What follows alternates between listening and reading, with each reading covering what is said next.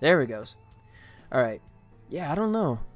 That's weird. It's like the plug kind of works and doesn't. Start again. How's it going, guys? How we doing out there? How was your weekend? Welcome to Monday. Hope you guys had a good weekend. No complaints here. Got a lot done on the game. If you read the little title there, it actually said game done. Yeah. Kind of anticlimactic, but yeah, pretty much I think I'm there. Still need to do some testing, but you know, here you go, my to-do list. If we look at that, the only remaining item was being able to take a guest account and connect it to an existing Google Play or Game Center account, and there we go. Done. As of this morning, I think it's done. Gotta do some checking. I was trying to do the checking on the iOS side, but that kind of blew up on me, so I'll have to revisit that here in a later time. But throw this down on the list. So that's pretty much it, right? Gotta do some checking. Definitely want to do some checking now. Make sure I didn't miss anything, but it seems like it's behaving nicely. See if I can do a little demo here. Oh wait, sorry, I gotta get this fired up. Hold on. Capture? Yeah, game capture. Let me get my little game capture program dialed in so I can get the Android screen. Sorry, I'm not quite as prepared as I wanted to be, but I had to do that freelance stuff too this morning. That kind of came back on me, so it's been a little hectic. But so let me just do this. I gotta pair my Android device. I'm using this. That probably looks familiar to you guys. Hey, look at that! OP Scripter shows up and just fires off 100 bits right off the bat. OP Scripter, thank you, buddy. Nice. Heck of an entrance, man. Thank you so much. All right, so let me go into display. Cast. Turn that on. There you go. I'm paired up with this guy. There he goes. I guess I could just leave this up, couldn't I? Let's see. That way at least I know when I have it in front of my face too. But how do I just get this screen?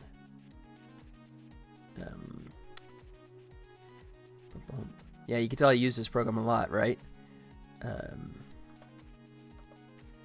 No. Yeah, maybe I could just scale it up here. All good. Yeah, we're doing great, buddy. OP Scripter, how about you, buddy? Yeah, I think I'm actually done. I think we're there. I'm just doing some checks now, but the final feature I've finished just this morning. And, whoa, I just broke that like crazy, didn't I? Okay, it doesn't like it when you do that to it, does it? All right, let me start this up again.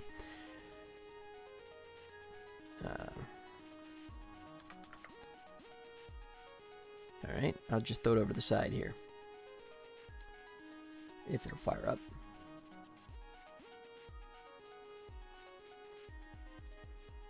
It's thinking about it. There it goes. Okay. I'll just go with the other style. Let me just throw this up. Boom. Whoa! Really? Okay. Let me see if I can scale this down. I wasn't expecting that. How about that? Yeah, almost there. Yep, sorry. Not quite as set as I wanted to be. Alright, okay, that's good enough. There he goes. Okay, so the key thing I wanted to show was being able to take a guest account and connect it to an existing Google Play account. Now, like right now, you see it's logged into Scary Robot Games, which is, of course, a Google Play. I'm on an Android, so this is connected to Google Play. So the key thing I wanted to show was, here we go, is I'll log out, and then I'll come back around, and now I'm going to create a guest account, right? And as I talked about before, the problem with a guest account is the vulnerability is the fact that if you wipe the game out and reinstall, you lose anything you have saved, right? And because you can actually buy stuff in a guest account, that means you could completely and permanently lose it, right? So now I have that little feature right there. You see the little button that says pair with Google Play. And that's the key thing now. You can have two different accounts. You can have a Google Play account or a Game Center account and a guest account, and you can merge the two, right? So I'll demonstrate. I'll hit the button there.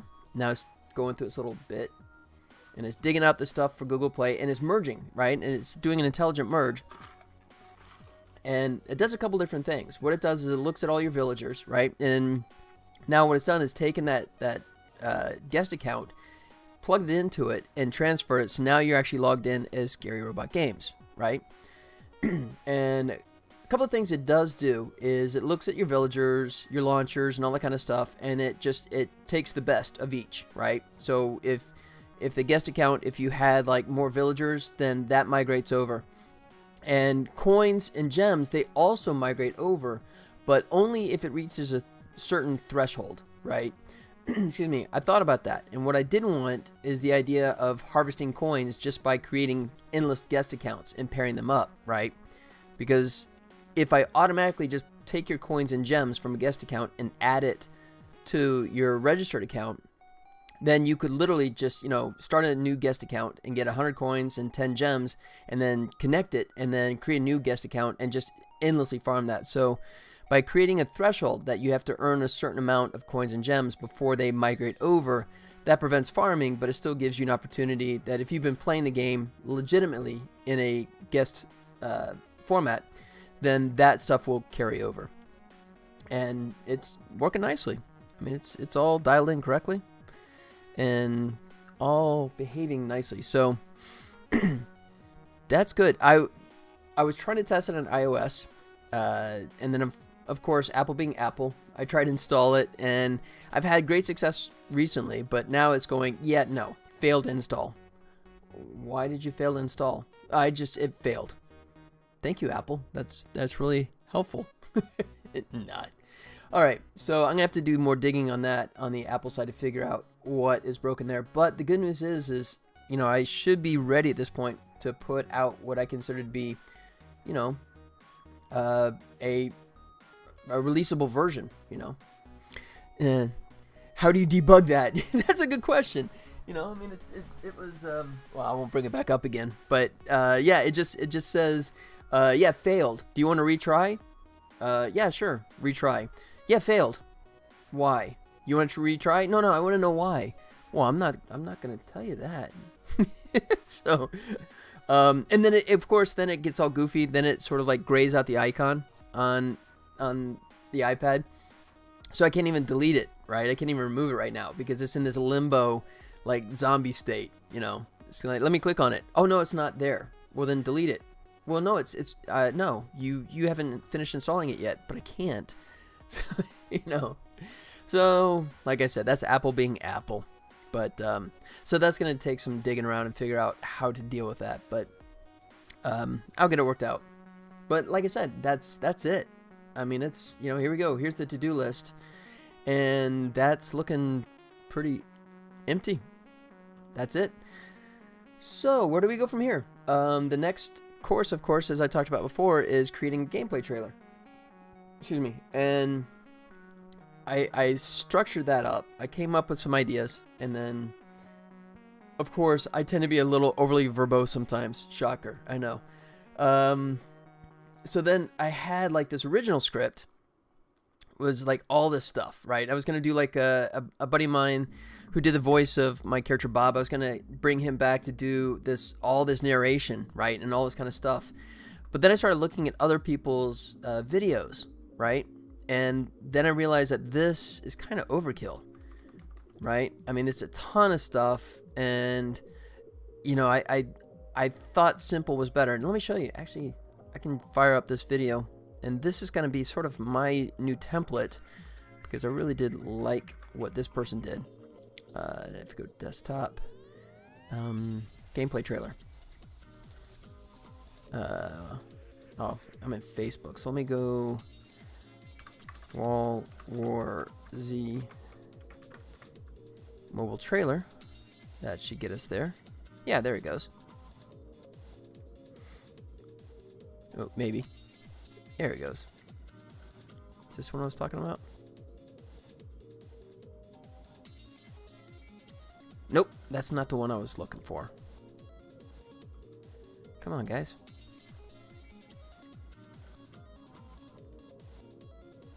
Yeah, this is it. Alright, I like that. This is clean, right?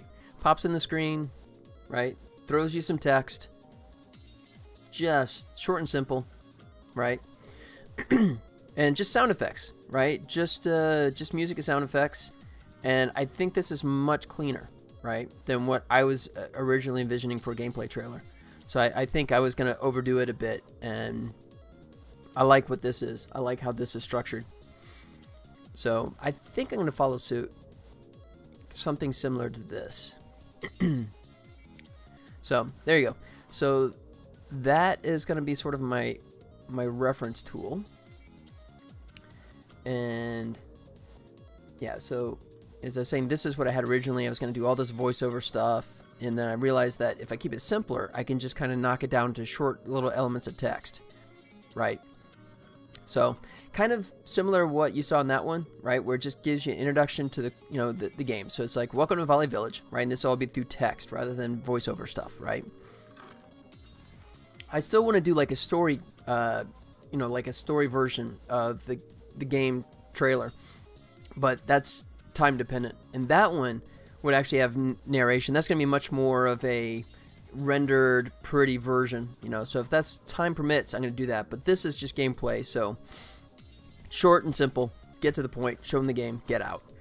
Excuse me. So I do a welcome to Valley Village, ready for some real-time action. And then just you can imagine the the tablet kind of popping up on the screen and the gameplay going, and then like a little finger shows how to drag to aim and fire. Take out the bouncing buildings to lower their force field. And this is kind of what I always say to people when I first introduce the game to them.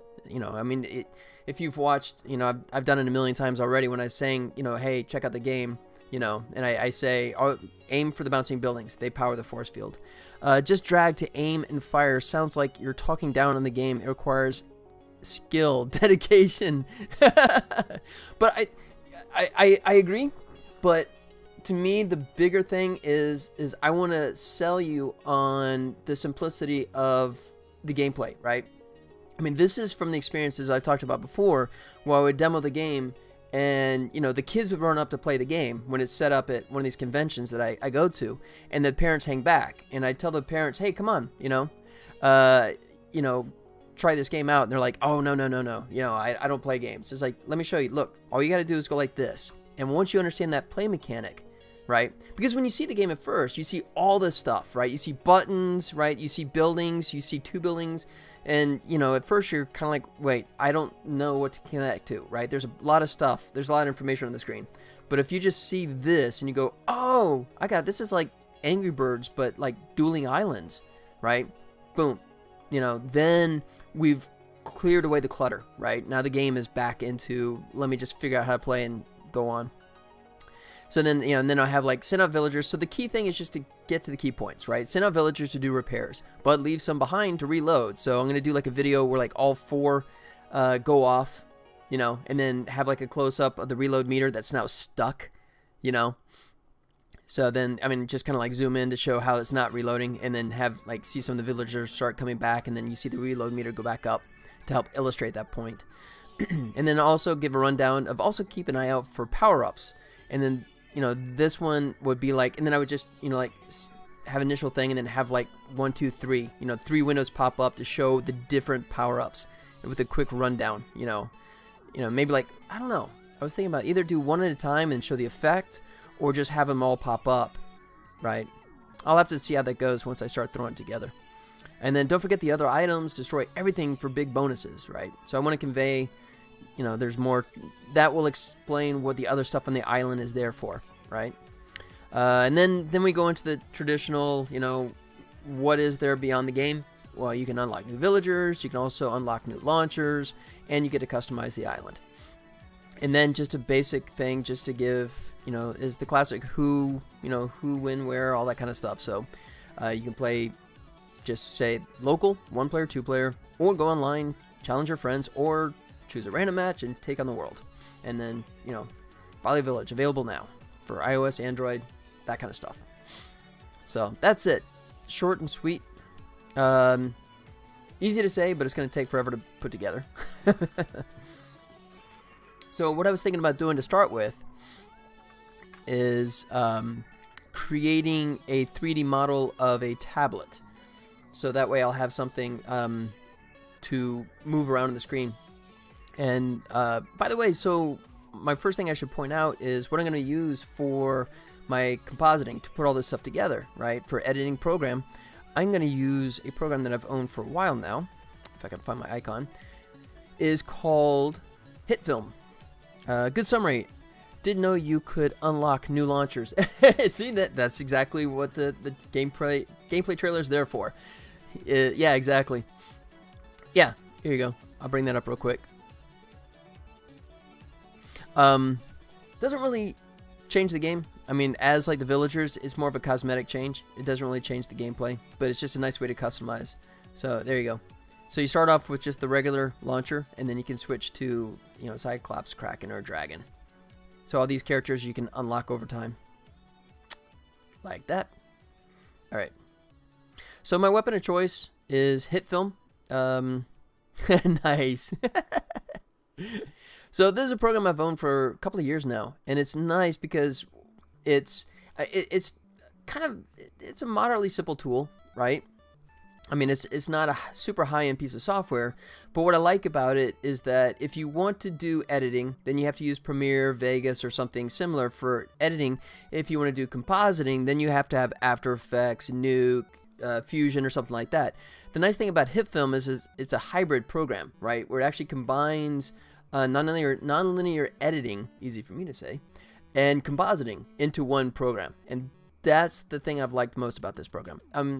It's not perfect. It has quirks. It has things that drive me nuts sometimes, but there's a lot of things I do like. One of the things I like about it is you can load in 3D objects, and more specifically, you can actually load in a Lightwave native object. Just the fact that this program actually supports Lightwave, it's just that by itself is actually kind of cool. So this is going to be, let's do a new. There we go, and we'll do this. We'll do it 30 FPS. Well, 2997. So it's for all intents and purposes. That's, in case you don't know, the way television works is that it's not a traditional 30 frames a second. It's actually 2997. Has to do with scan rates and all kinds of convoluted stuff like that. But so yeah, 1080, so it'll be standard HD, 2997 square pixels. And then we'll say, and then you have your choice of starting to edit or start compositing. We'll just start in editing. I'm just going to do show and tell. I'm not really going to start anything yet, since I haven't created the content yet.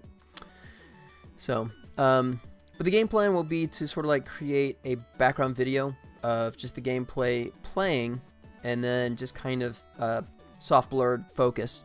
So that's sort of like as a backdrop, and then, you know, the words, and then the tablet with the video popping in on top of it with the gameplay. So that'll be the objective. So this is HitFilm.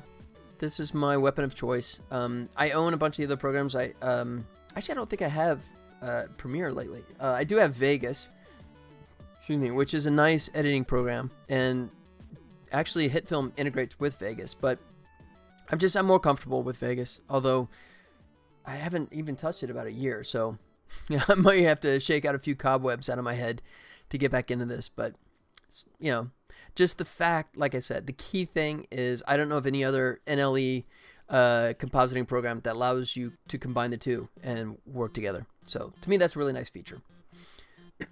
Okay, so, and actually I don't need him.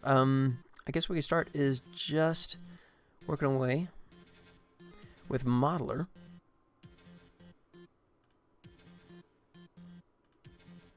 And as soon as that comes up, oh, here he is. Speaking of Lightwave, this is my 3D program of choice for modeling still. An ancient old program that some of us old-timers from the VFX days still like to use. Alright, so, and then what I want to do is, alright, so I'm going to use I have my nice little moderately old Lenovo Android 10-inch tablet. There you go, complete with cracks. You can see I got a couple of cracks in the screen now. Which is it's sad. That happened when it was in my bag. It was actually in a I had it like in a folder protector, right, in a case, but that didn't save it from the cracks. Anyways, this is going to be my reference, so I'll use this as my template for measurement. So I use that in the old-fashioned ruler, so I can get my measurements to be pretty close to accurate. All right, so we're talking 10 inches wide. And about, it's a little under, but I'd say 6 3/4 high. So 10 by 6.75. So let's go ahead and, oh yeah, I gotta work out. I'll work that in a second here. The thickness. It's a little more than an eighth, or excuse me, more than a quarter rather. Just over a quarter. All right. So that's 10 6 3/4. Okay, so let's start with this. So we'll go create a box, front view, do numbers, and then yeah, it's defaulting to meters. And this is nice with Unity. With Lightwave, is I can just type anything I want to. I can switch from meters to inches just by changing the number. So I said he's 10 inches. So we just go 10 inches. And then it switches it to millimeters for me. Height will be, what I say that was 6.75 inches. And depth was, let's see, I said it was 1/4. A little more than that. So I'll say 3/8 of an inch. We'll try that.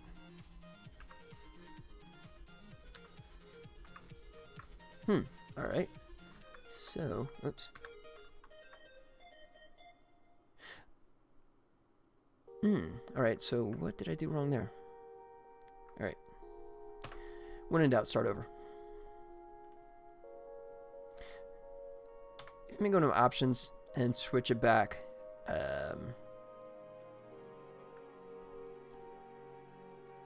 Display. Oops. Interface units. Here we go. Excuse me. All right, I'm gonna go to English. Yeah, I know it's lame. Wait. Why is that still showing? Yeah, feet, English. So that should be showing. Should be showing inches and feet now.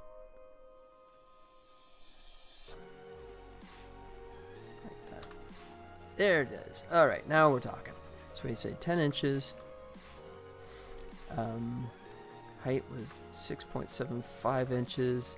Depth was 0.3. And we'll just say 0.3 inches. Center, put that at origin. There it goes. All right.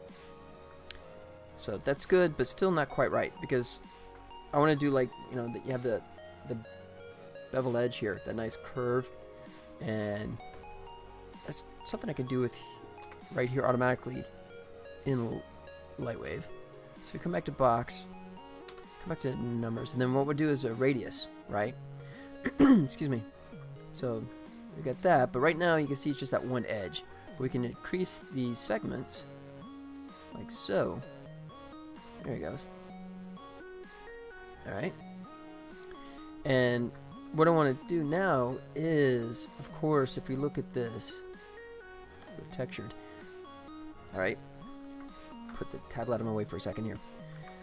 All right. So the edge you can see is all faceted, right? So I can just change this if I go tablet and I switch this to smoothing. Boom. There. It's smooth. But this is actually not what I want to do, because what will happen is that this, why does it not show my selection here? Display, viewports, Show guides. How about now? Really, guys? What's up with that? Polygon? Interesting.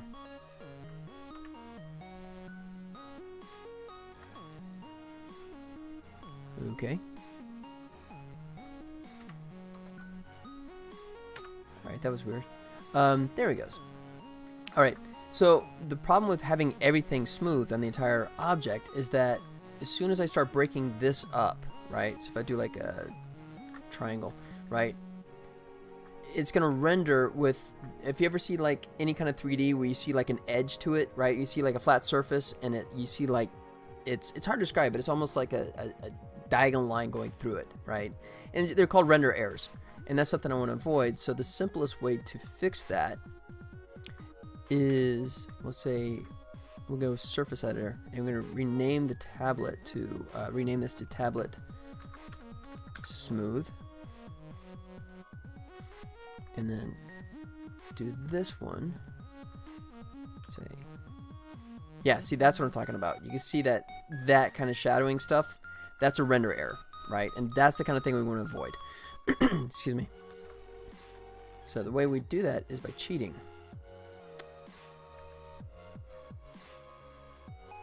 All right, let me do selection.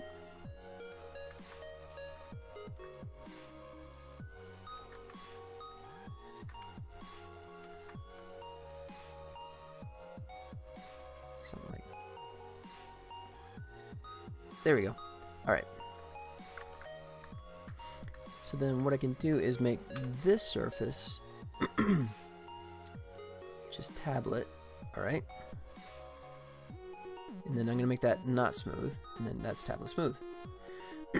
There. So that would have a faceted edge, which you can probably see, and then by buffering it, by adding that one little section right here, right, this becomes my transition tool from that smoothed edge to the non-smooth, right? Let me turn off that grid.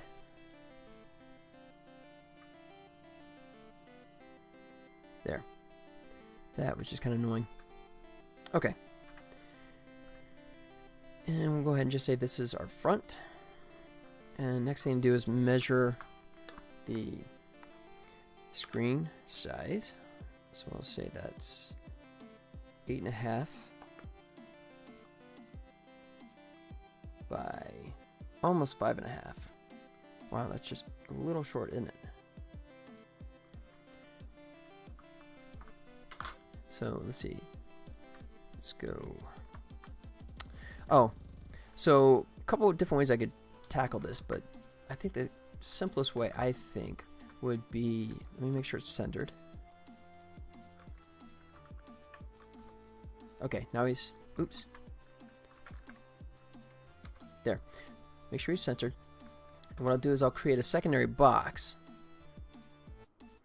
And we'll say, create a box number.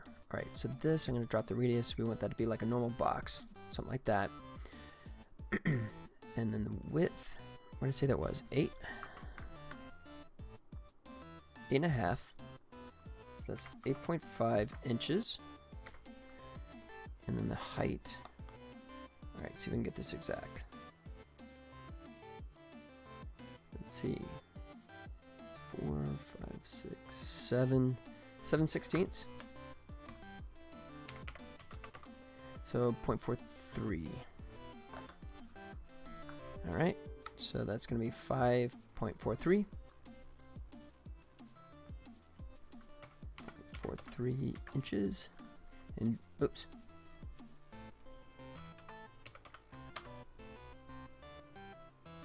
Ah. There it goes. And then depth we don't really care about. XD! If I see this Happy Death Day 2 ad one more time. Yeah. Yeah, I saw that pop up myself too, you know. And I was all excited, right? Until I realized it was a sequel. And then I realized, having not seen the first Happy Death Day movie, that I would be completely lost in the sequel. So, you know, I'm bummed. I was really looking forward to seeing that, you know. No.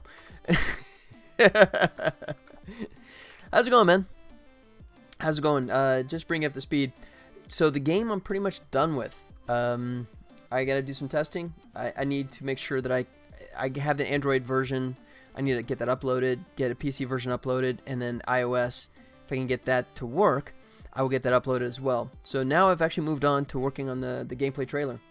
And right now I'm starting off by making just my own little 3D Android tablet that I can use in the gameplay trailer. You know, so I have it can rotate around and all that kind of stuff. But how's it going with you, man? How was the weekend? All right. The first movie, oh, thanks for bringing me up to speed. The first movie, she dies a million times and comes back to life and kills the killer. The second movie, new killer kills her a million times, and I'm guessing she finds out who the killer is again. Nice, yeah, it was good. A lot of homework, though. Ooh, yeah, don't envy you that. I remember homework. Excuse me. The homework I have now, I get paid to do, so, you know, I'm happy about that. I did actually have some homework over the weekend, but it was paid homework, so. All right. So this is what I'm thinking. I'll show you my reference here, right? So, you know, there's a little more height on this side, right? A little less on this side. So that's what I'm thinking about here, and then I'm gonna have like my own little scary robot name on the tablet, right? And then so what I'm gonna do is I'll make sure that I'm on the right side here. Yeah, that's the right side. All right, so I'm gonna do a beveling trick here to help me cut this out.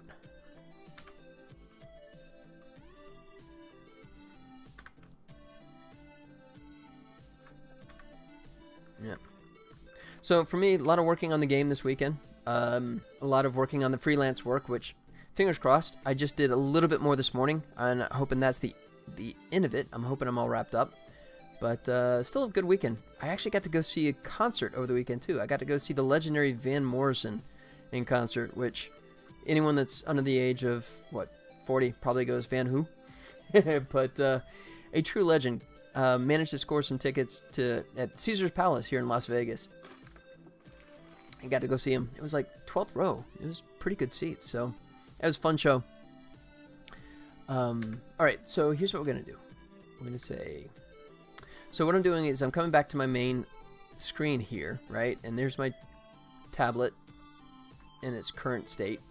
And then I could try and make a box in here and try and scale it and shift it. Or I could just take this guy, right? Which I've already set the proportions to the way I want it. And then I put that box in the background, right? Oh, shoot. It is on the wrong side, isn't it? Oh, that sucks. Let me come back here.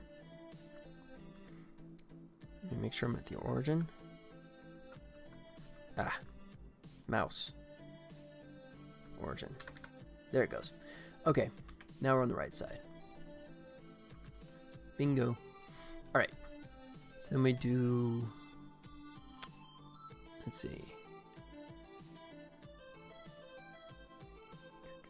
Is it... Oh, it's under detail, isn't it? Construct. There it is. Boolean. And then what I'll try is... I'll start with an add. See if that gets it. That should do it. I was going to see that. Oh yeah, so I couldn't decide on a game engine. I kept switching. I finally switched back to Unity, and it's great. Oh, that's cool. Welcome back to Unity, man. I'm glad you're digging it. Yeah. So, what other ones were you toying with? I mean, of course, Unreal. I'm sure, but what other ones were you considering? All right. Let's see. Haven.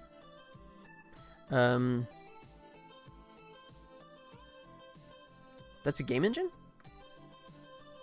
I've not heard of that one. Used it in forever, but it feels good to be back. Engine. Oh, Unigine! Oh! Holy... Wow. Wait. Is that what you're talking about? Or... It's for PC hardware, or... Oh, haven't. Okay, I thought you're... Okay. Sorry. Haven't used it in forever, but it feels good. No. Haven is not a game engine. Right. That's Unigine used it as a benchmark test. Okay. Sorry, I was getting a little ahead of myself there. Yeah, but the Unigine engine, by the way, I was showing that was something that I was looking at. Unigine kind of predates Unity to a degree. Played with that one for a little while, but yeah, they never really found a proper way to approach becoming a true game tool. So now they're just more like a high-end benchmark tool, I think.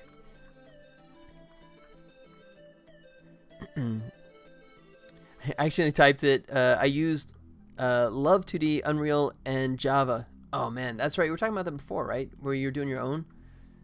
That's crazy. Oh, you know what? Actually, that might be good enough. All right. Let me hide him for a second. Yeah. All right. You know what? Oh, okay. Sorry, I had to Google MHM. Yeah, I know. I'm an idiot. Good. Okay, got that cleared up.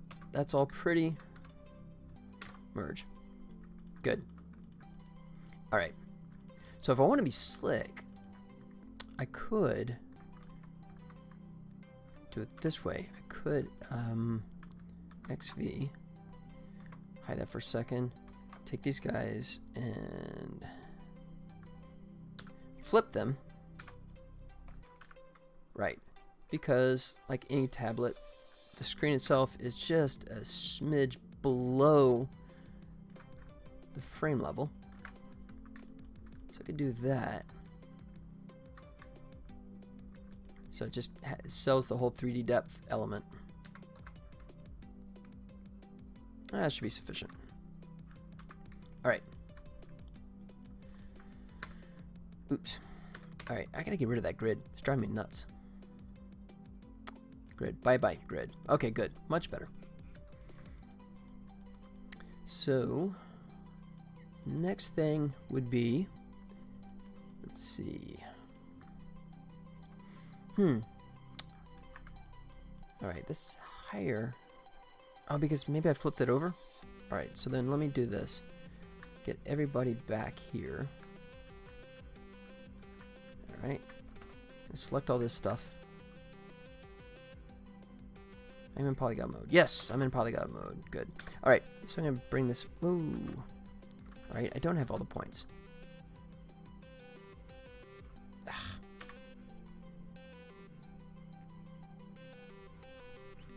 There we go.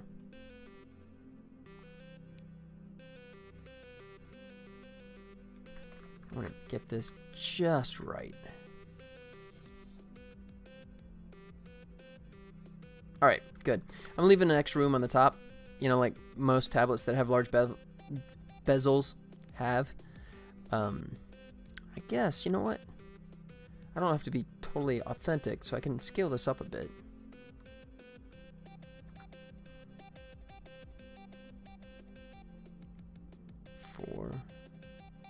Why not? 106. I'm gonna go 108. Like that. There it goes. All right. And now I want to move that up a little bit.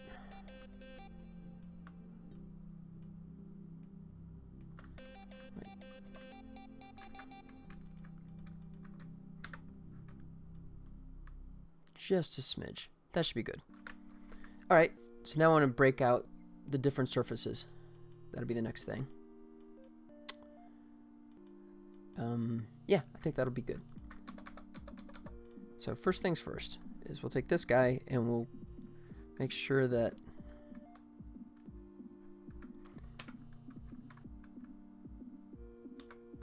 oops.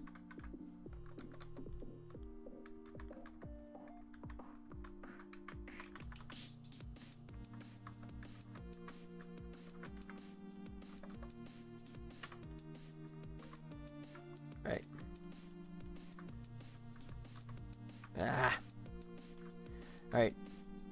I've been I don't know about you guys. I've been in Unity and Maya land too long, so my keyboard shortcuts I keep messing up here.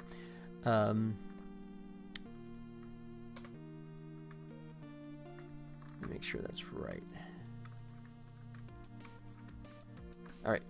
So X. Nope. Yeah. There he goes. That's what I was trying to do. All right, it's coming back to me. All right. So what I did is this, which you see illuminated right here, I'm going to let that be the glass top, right? So I'm separating that out by itself, right? Which you see it's no longer attached to the rest of the geometry, right? And I'll call that glass. And I'm going to turn off smoothing. No reason for that to have smoothing on it. And then I'm going to do the same thing for this, is I delete it, bring it back, so the points are no longer attached. Excuse me. And that's to avoid those render errors. Remember, if you saw before that line that you saw go across, the easiest way to avoid that is to not let the points be merged. So then we're going to call this screen, and smoothing is off. So I'll hide him for a second. All right. Grab these guys. That should be 4. Yeah, we see it. 4 selected, so that's going to be this inset. So let's say screen edges. Like that. And then I should probably split this up.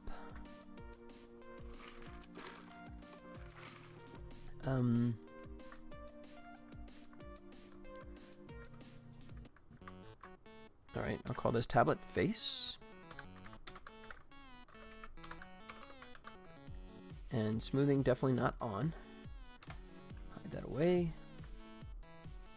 Actually, I'm going to do the same for him too. So I'm not going to have... No, you know what? I'm not going to do any kind of beveling on this, so I can leave it. Even though it's not a good thing, but I'm going to leave this just intact. And I shouldn't get a render error on it. So we'll call that tablet back. Let me see if I can get away with that. Let me see how that's going to look. Just go to texture. Yeah, that is going to be a pain.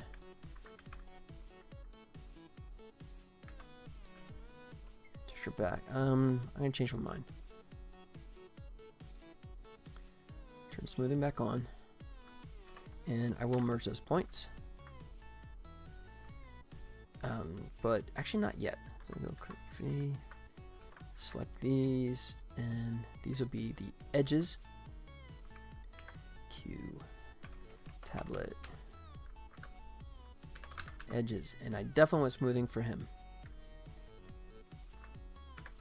There. Okay. So next thing to do is to take this and bust it out into a UV set. And modern day 3D programs, modeling programs, have very sophisticated UV tools. Excuse me. Yeah, Lightwave doesn't. So I'm gonna do a bit of a hack to make this work better. I guess I can start. Let's see. I could do multiple UVs. I don't know. You know what? I don't know if HitFilm supports multiple UVs, so I'll just throw it all on the same one. Yeah, that's fine because I can shrink that down. Okay, so we're going to create a new UV. We're going to call it tablet. All right, so now I'm taking the screen, right, the glass screen, and making that into a UV, and then it's on the Z axis, so I say Z, and switch it to planar, and I say, oops, make it as tablet, and then I'm going to switch this to manual, because what I'm going to do is set all this stuff. If you let it go automatic, everything, it'll automatically scale it up as big as it can, right? But because I'm doing one piece at a time, that means that other pieces are going to be in a different scale, right? Which is just going to get more confusing. So if I do it this way, and I just force it to do like an arbitrary size of 10 foot like that, and then I do everyone at 10 feet, and then I can scale it all correctly after the fact. that doesn't make sense, it will once you see it in action. So yeah, so like right now you can see how he's just like super small, and it doesn't matter because UVs work on a 0 to 1, you know, it's 0 to 1, 0 to 1, and I can just scale all this stuff up once it's all ready. But it's easier to start really small and then just drop the pieces in. And then modern programs, my one I like using, 3D Coat, which I don't have installed yet, so I can't use it yet, does auto UV packing, right? And that's the idea of taking all, kind of like a jigsaw puzzle, right? Or Tetris, right? Where you take all the pieces and try and squeeze them in together and don't have them overlap, but you want to use as much real estate as you can. You don't want to waste space because that means you're just, you know, you have resolution that you could do better. So what I'll do is just temporarily move it out of the way, and then once I get all the other pieces in, then I will start rearranging them all. So this is screen, and this is tablet, and same thing. So, and of course, likes resetting my values every time, so I have to do this every time. Go create, and then I'm gonna, this is the screen, so I'll put him down below like that. Alright, now we get the edges, and I think what I'll do is also temporarily disconnect and reconnect the edges, which normally you shouldn't have to do that, but Unity gets a little finicky sometimes, so that's just kind of the smarter move. And then I'll just remerge all the points once I've finished the UV. So I don't know if you guys want an arbitrary, unscheduled review of making 3D models and UV stuff, but you know, here it is. Alright, so he should be detached. Okay, good. So, and then what I can do is, and then most likely these guys are just going to be flat black anyways, but if I want to do like a reflection or something, I need to separate them in the UV so they're not on top of each other. So let's go tablet UV, and now this case we're going to go on the X, because the screen was perpendicular, right? So that was Z, but these are on the edges like this, so it's going to be X. So I switch this to X, switch it back to tablet, and of course reset all my values because Lightwave likes screwing with me. Hit create. There it goes. Now we got those two guys there, and right now they're on top of each other. So what I'll do is just grab one of them like that and just move them over there. So now they're not on top of each other. If I was doing something with like real texturing, then I would have to be aware of the fact that these guys are sort of like flipped. You know, I mean, any kind of text and stuff. I gave a demo a while back where I was showing how like words, if it's not flipped correctly, will be backwards. But because this is going to be mostly just a shiny or maybe even a flat black surface, I don't care if they're flipped the wrong direction. You'll never know. Alright, so they're done. So take all these guys and make them disappear. Now I can do the top and bottom edges. I'm going to turn on wireframe just so it's easier to find this stuff.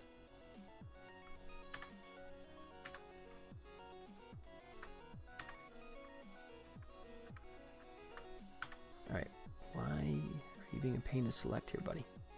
There it is. Alright, here's the top one. There's the bottom one. Alright, and of course in this case, we'll switch it back, tablet. And now, because they're the pieces like this, we want the axis to be up and down, which means it's Y. And once again, set everything to 10 so it's consistent with the other guys. Create, and here's our UV, and I'll just select one of these, or deselect one of these, so I can move him, oops, above. There. And make sure no one's stepping on anyone's toes yet. Cool. Alright, so that's that. And take all these guys, hide them. We'll do the back.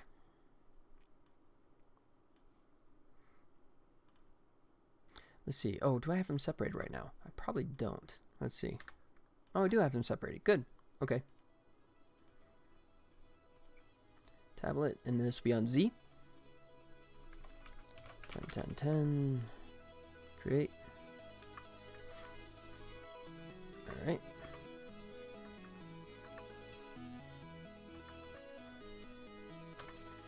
There we go. Alright, so a couple ways I could come at this one. Oh, I still got the face, don't I?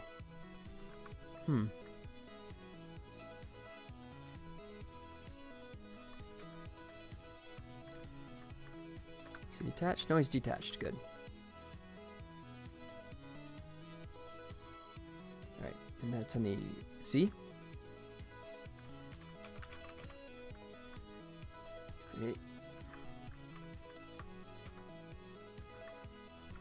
Alright, so now we're down to just the edges. Hide the rest of it. Okay, so now the question mark is how do I want to divide these up? I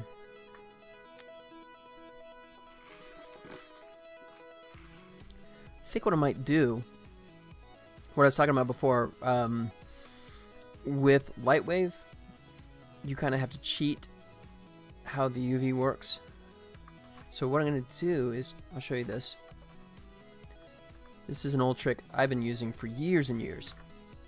So what I want is to unwrap it, right? You know, and just have it flat.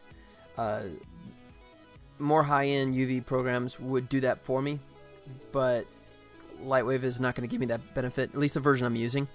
So the way I do it is kind of handle it manually. So what I'm going to do is I'm going to make a morph, which I'm going to do just for the purpose of making the UV. And I'm going to call it flatten. Like that. Alright.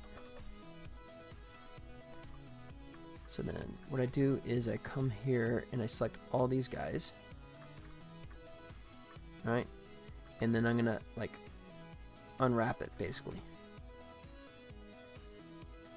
Let's see. Actually, I want like that.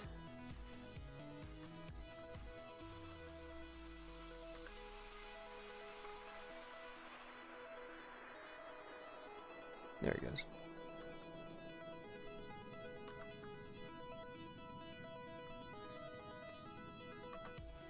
So this is basically what a modern 3D program would do for you. You know, I mean, like, you know, the ZBrush, that kind of stuff, handles all this stuff beautifully, but never been Lightwave's strong suit is UV stuff. But, I mean, it's still workable. You just got to kind of take care of it a little bit yourself. And it doesn't have to be perfect, because most likely all this is going to be is just a black texture anyways. So what I'm doing might be overkill. But in case I want to do something with it, you know, like a texture or something like that, this is the simplest way to make this happen. Alright, so I'm in polygon mode. And doing the same thing. Like this. And we're just manually unwrapping this puppy. Like that. Alright, and then finally that part goes down. Good. Alright, so that one's that. He's done. Polygons here. Do the same thing on this side. And it's almost there. Start here, like so. And you can see when I'm doing this, you can see this point rise up a little bit. So, I mean, it's not technically 100% perfect, but it's way close enough that you would never notice any kind of stretching or anything. And that's all we really care about at this point. There it goes. Alright. Now, having done that, what I could do is come to the side view here and do the same thing with these guys. Kind of flatten them out. Wait, why is that? Did I miss? Oh, I did, didn't I? That should have been... I'll leave it. Alright. So let's get these points flattened out. Or... let's see. Yeah, I'll do it that way.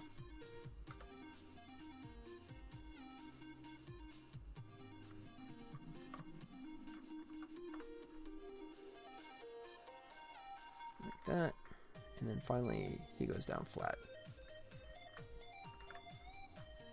Definitely not perfect, but considering what I'm doing, what I'm trying to accomplish, this is totally overkill anyways.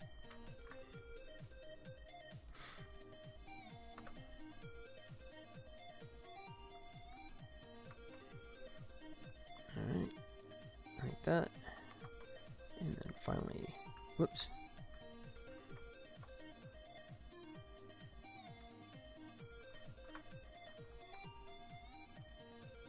There. Alright. So it's such a big piece. I may try and split it up.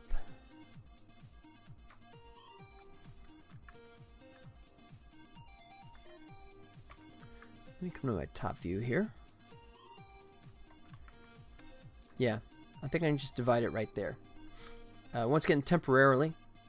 But so that way, I mean, if I leave it stretched out, I'm gonna have this super long piece that's gonna just, you know, eat up the UV. I could even take it so far as to split this up into fours. 1, 2, 3. Yeah, 4 sections. That's not a terrible idea. I'll try that.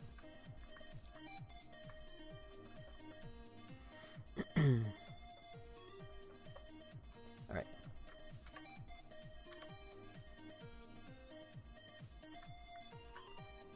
Let's go like that.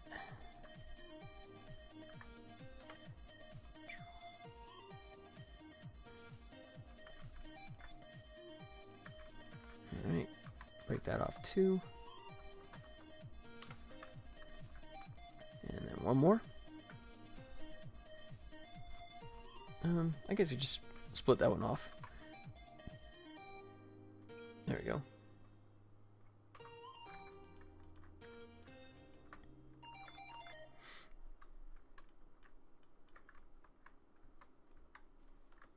Alright, so what is this?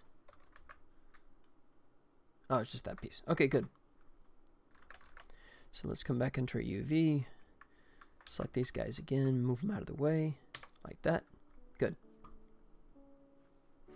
So then now we can take this one. He's ready. We'll switch back to tablet, go up, reset our values to the default. Say create. There. And then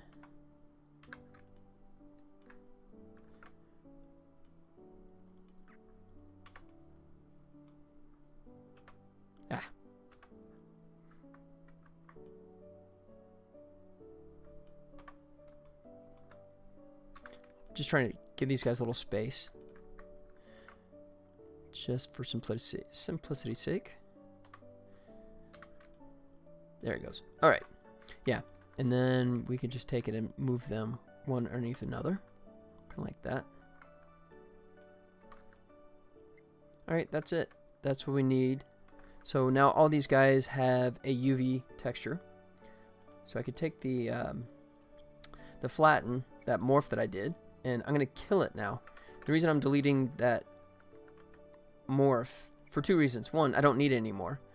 But 2, Lightwave has this kind of feature, quirk feature, whatever you want to call it. If you have a morph on an object, you cannot merge points. The points will never merge automatically. So I'm going to switch that back.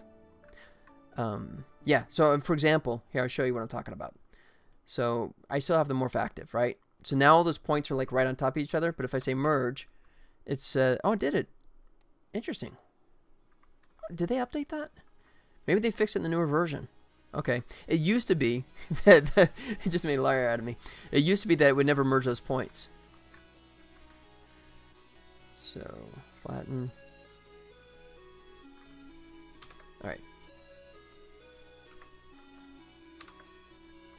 Okay.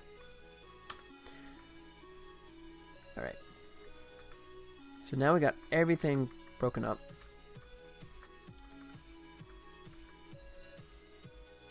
Yep. Alright, so the key one that we want to worry about is the screen. The screen is going to be super huge. Not the glass, but this should be the screen. Yeah. Yeah, he's behind there. So the screen obviously is going to be the most important thing. since that's going to have the video footage. And the key thing is to make it as large as possible, but also keep the aspect ratio the same. So we're just going to go nuts with this guy. Like that. That's good.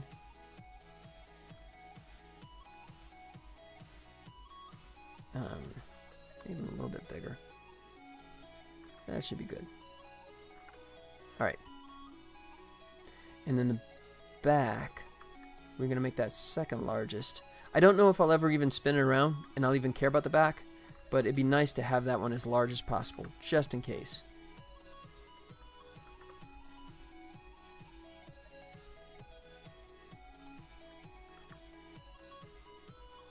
Let's see. I guess I could just take this, give myself even a little more room. I want to give a little breadth to the edge here, just to make sure that it has a little room off the edge for the UV. Alright, scale up like that, and that should still give us enough room to drop all the other stuff in.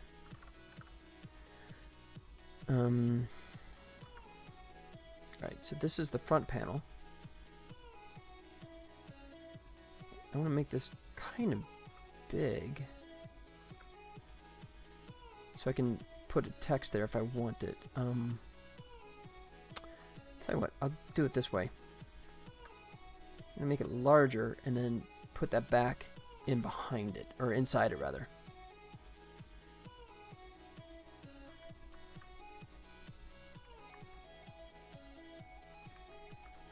Like that. Good. And then this back piece, I'm going to sneak it inside here. Yeah, just as long as they don't overlap. That's the key thing.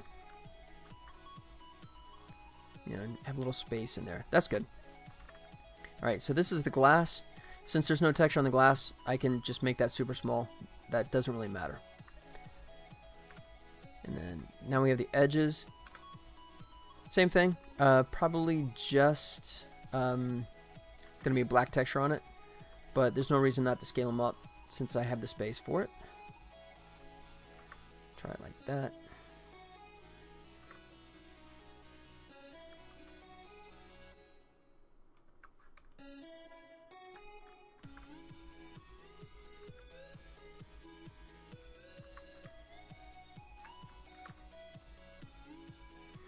Alright, get those guys in place. That's good enough. Alright, and these are just the inside of the frame. So they're definitely going to be just black. So I don't think it really matters, but since this space is here, I might as well just scale them up.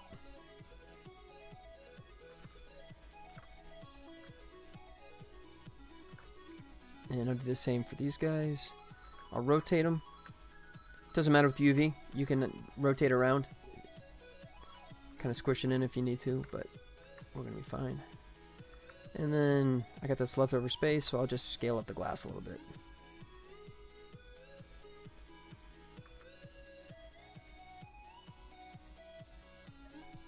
Alright. Just to make sure I don't want to hit that edge. So I'm going to bring them down a little bit. Same for here. That's pretty close to that edge.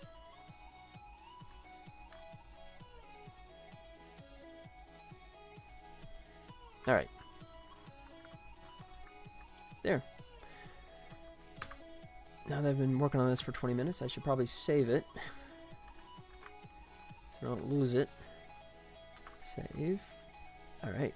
And we'll say objects.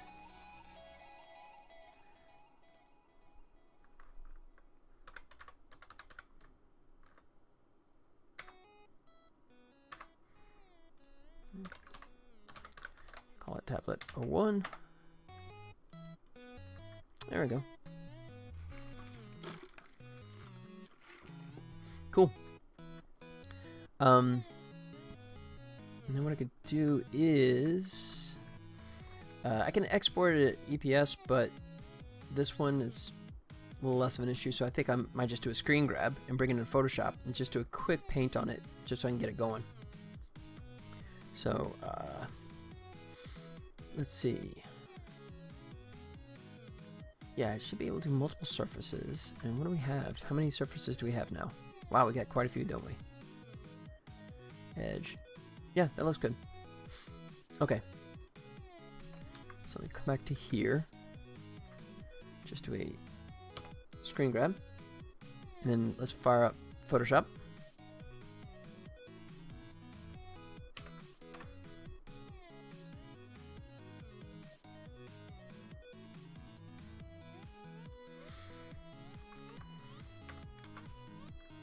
Okay. And let's cut away some of this stuff.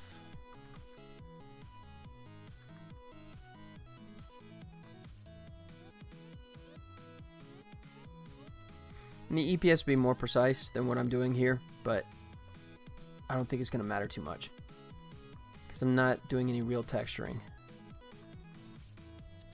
But I do want to look for that.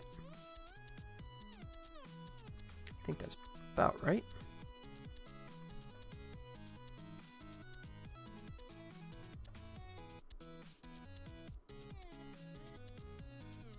All right, that should be close enough. Cool.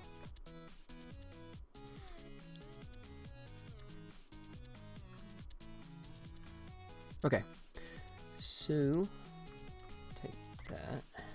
Go. New layer. All right, so that's our main screen. Probably just gonna make that white.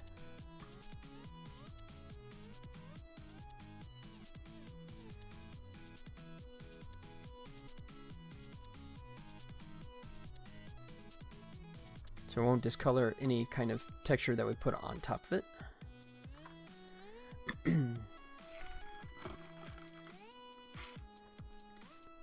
Let's see. Or, you know what? I take that back. I might actually make that black. Because what I'm thinking is it might be simpler. Yeah, I think it's going to be simpler in HitFilm to just have an image plane that I drop in and put like right where this thing is. So, thinking that out loud, I'm actually going to drop all this to black except for the glass. So, like that. All right.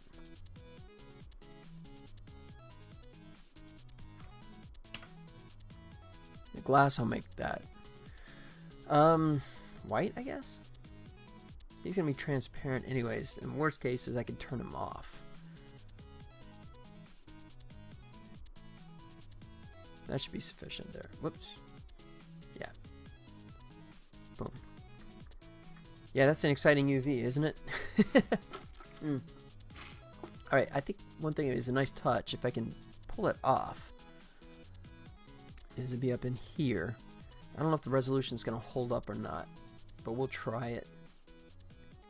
I could have, you know what, if I'd have thought that through better, I would have split this one off and make that UV higher resolution.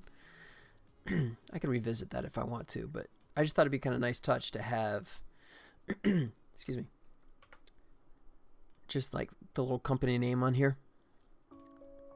So let's see what this looks like. Oh, it's going to be terrible, I think. 12, yeah. It's going to look like crud.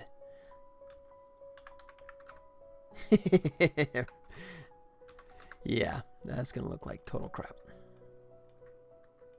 Okay. Oh, but you know what? Let me check my resolution. Image size. No, that's still okay. 2048.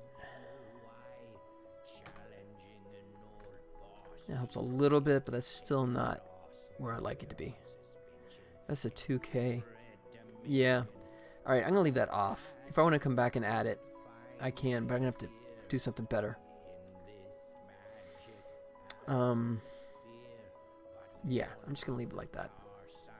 I mean, the key thing is just make sure the screen is large. Oh, you know what? Actually, if I'm gonna drop in that plane, that won't really matter, will it? Excuse me. You know what? On second thought, I'm gonna come at this again. I'm gonna say no. Because, yeah, since I changed my mind, since this is actually going to be just a black plane, right? And I'm going to lay an image plane in there. So I'm going to change my mind. This guy is going to get shrunk down like crazy. And that faceplate is now going to be the key factor. So check this out. I'll move him out of the way for a second. Just thinking out loud here, but alright, so here's what we're going to do. This bad boy is going to get humongous as much as it can. Like that. I could go up larger, but then it's gonna, the aspect ratio is gonna shift, and I would have to accommodate, so I'm just gonna leave it like this. But that looks, I think that's, yeah, it's the right aspect ratio. Yeah. Go like so. Alright, that's good. Okay, and then the other stuff we could just tuck in there. Now this is the back. Once again, I could be wasting UV real estate here if I don't ever turn the 3D object over and there's nothing to see there, but at least I'll have that option. Alright, and this other stuff I just need to kind of squish down.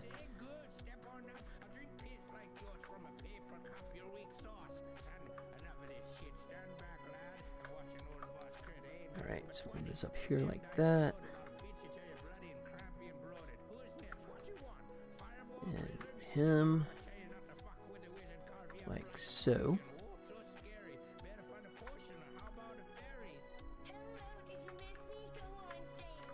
Alright.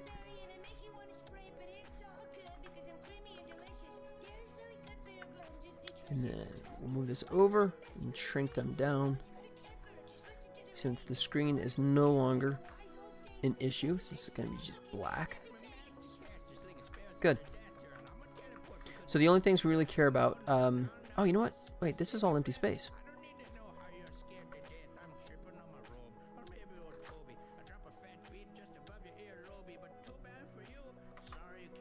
So we take advantage of that. Like that. There you go. Drop these guys over here. And then these guys I can scale back up again.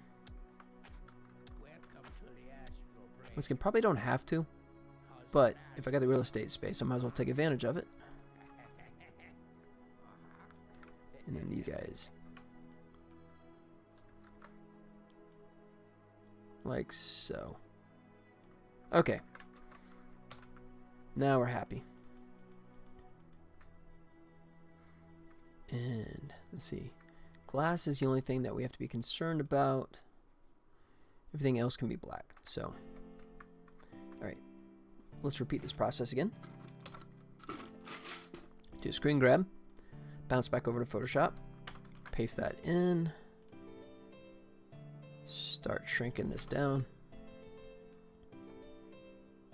And I'm going to start just with black with everything except for the screen.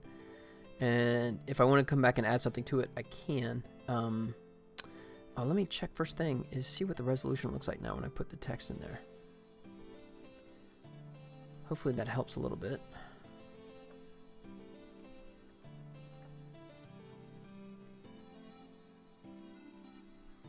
Alright. Nail that there. Alright.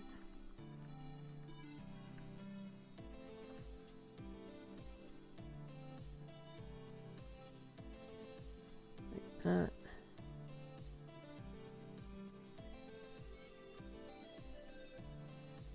Okay, there we go. Okay, so that should be good. New layer. Make. Oh, come on. Can't select the right thing there for a second. Make all that black with the exception of the glass.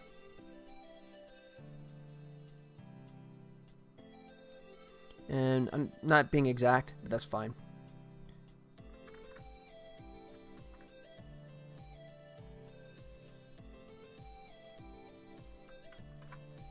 Alright. There.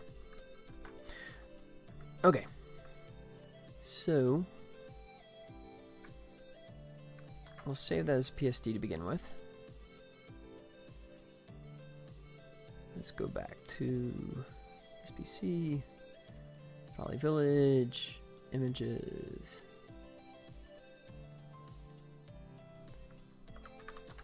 Tablet. Oh. Alright.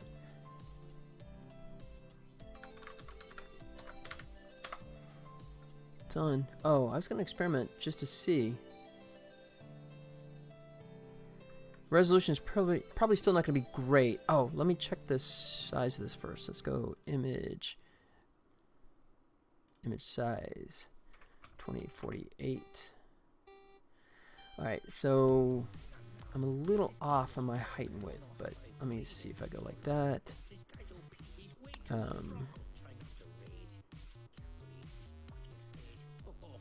Okay, the width is 4 too big. So let me compress it by just 2 pixels on each side. If I can get that exact.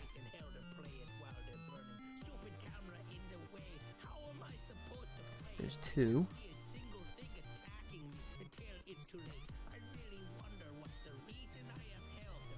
There. Let's see if that did it. Image size 2044. There it is. So now I can go 2048, and they're both the same width and height. That's good.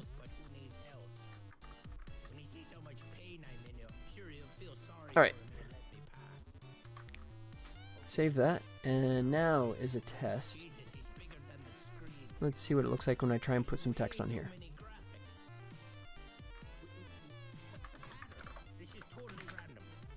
Oh, hey, we got a little more room. Let's go 30. Hey. 48. There's our limit. It looks okay. Yeah, just as long as I don't zoom in too tight on it. Cool. So now I have a scary robot tablet. That's kind of cool. All right, save that, and then this is a PSC, so I'm going to switch it to a PNG, smaller size. Just call it tablet.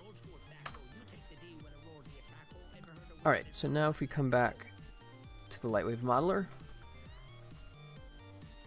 and we go surfaces, and then, oh, let's go just image editor. We're going to load in that image we just made. Images. Tablet. PNG. Good.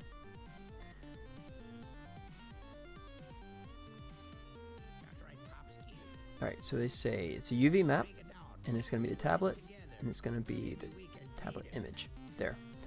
And what I'll do is I'll just say copy this layer. We're just going to paste it to all these guys. Oop. Oh, maybe not. Do it this way. Copy. Oh, wait. I gotta be careful because I got some of them are smoothing and some of them are not. So the back and the edges. Who's still smooth? No, there are no more like that. Okay. Back in the edges. So exclude those. So copy. You know what? I'll just do all of them. Paste. And then edge in the back. Get smoothing. Done.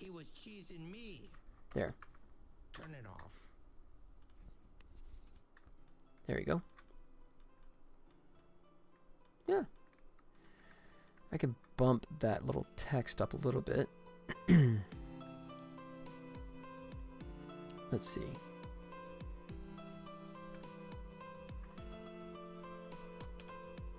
Yeah.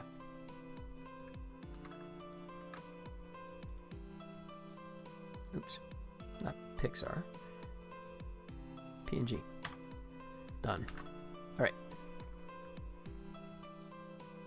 Image editor.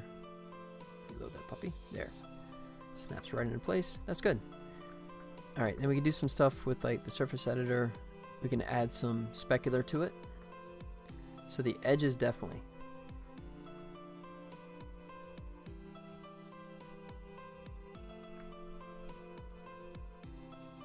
Let's see.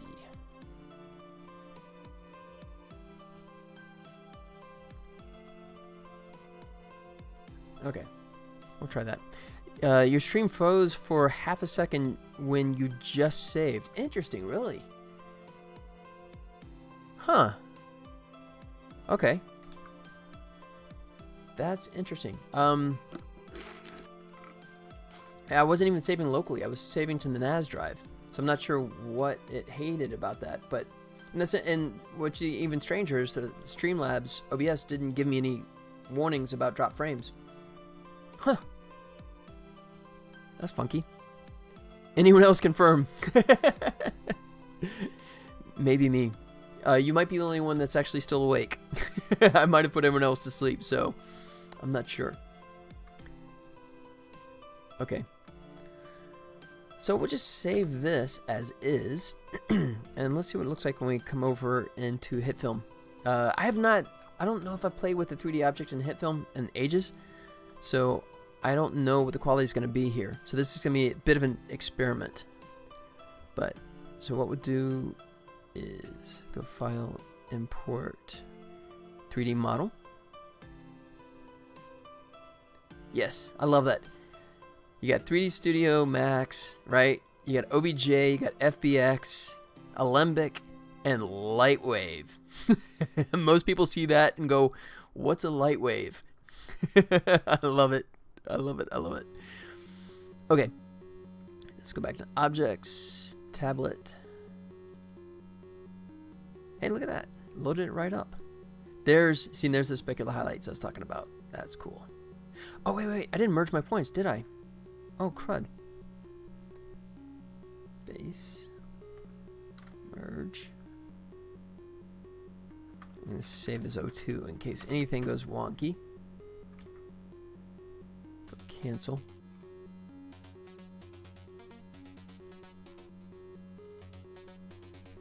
Whoa. Yeah, look at that. That's not good. Oh, thank you, Lightwave, and your funkiness.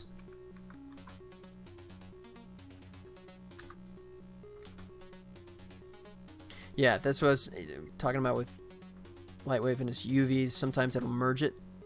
Oh, it didn't. Okay, good. Sometimes the points get stretched around.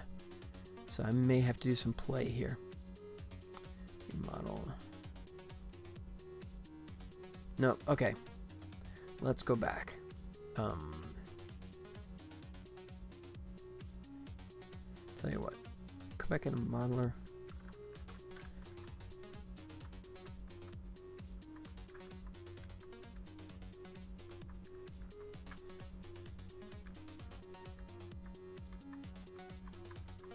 Okay, so I think what I'm going to do is just highlight these guys, because I do want these points merged, not you.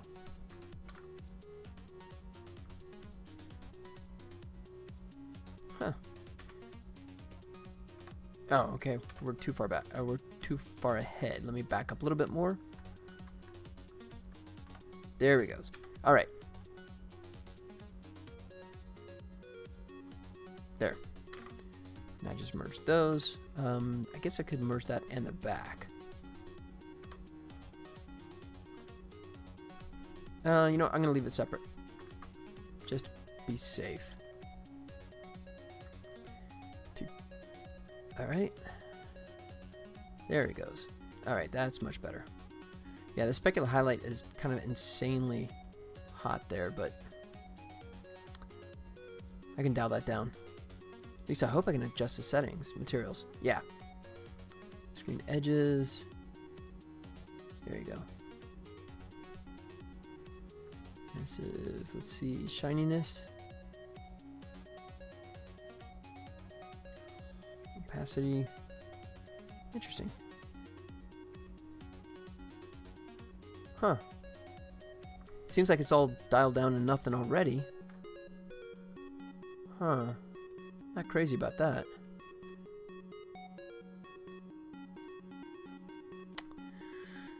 Oh, man. Okay. Alright, I have to think about this. Let me just drop it in.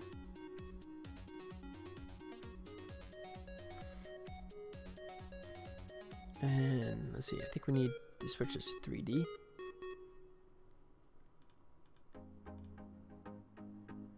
The screen. Nope.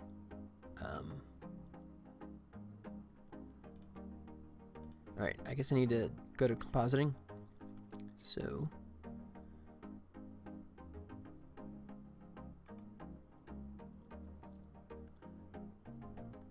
But you were changing settings on screen edges. Did you select the correct layer? No, yeah, that's specifically what I was looking at, right? It was just the fact that when it displayed the model by default, the edges were just pure white, which is blown out. So I was trying to dial down the specular highlights on the edges, excuse me, but it looked like all the settings were already dialed down, right? So, and that may just be because it's just doing a temp view. So maybe when I get the light in there, it won't be as bad. I have to find that out. But yeah, so it was the edges specifically that I was curious about.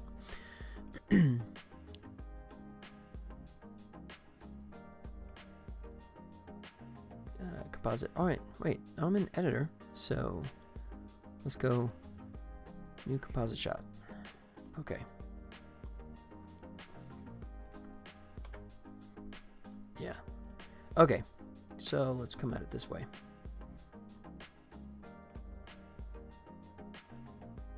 And let's see. I forgot how to make this 3D. New layer, camera, options. Really? All right. Can you tell it's been a while? I said it'd take me a little while to shake out the cobwebs here. I thought it was under options.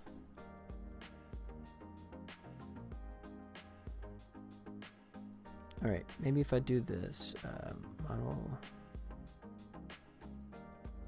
world transform. Z. No. All right. Or maybe I'm already in 3D. All right. Options. Yeah, crud. Okay, it has been a while.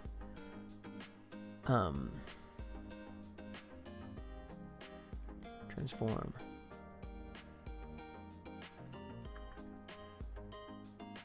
Yeah, I guess I'm already automatically in 3D. Okay, this is a newer version, so it might be possible that I haven't messed with this and they changed that. It used to be you had to like toggle it into 3D, but it may default to that now. All right, so then let's go. Yeah.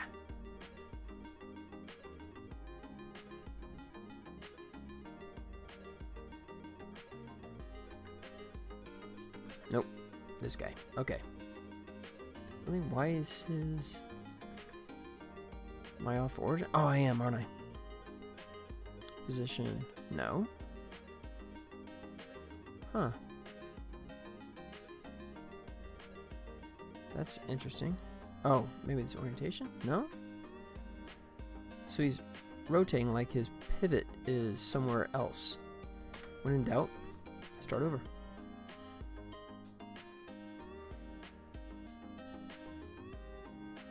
Alright, so world transform. Oh, maybe it's world transform versus transform. That was probably the issue. Yep. Okay. So now if I take him, transform, position, rotation. There it goes. Okay, so that's the center. So let's go ahead and introduce a light and see what that does for us. New light. That's still blowing it out like crazy. Alright. I'm not liking that.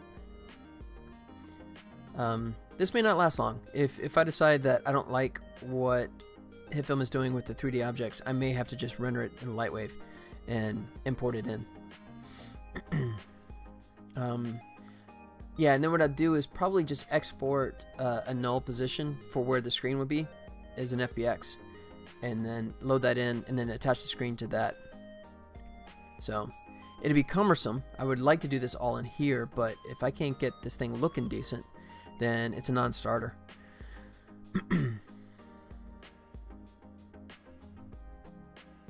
Let's see, shadow opacity, tablet.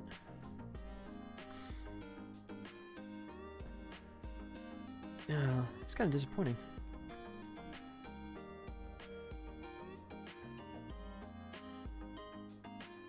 Yeah.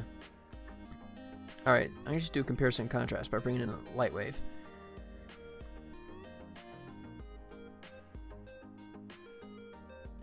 Alright.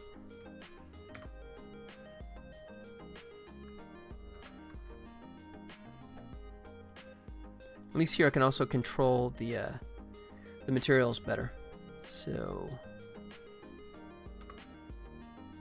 let me do this. Go D. Display. Windows. Backdrop.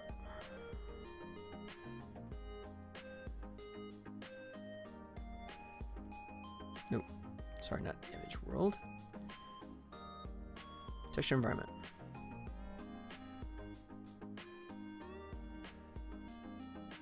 Procedural value. Do 200.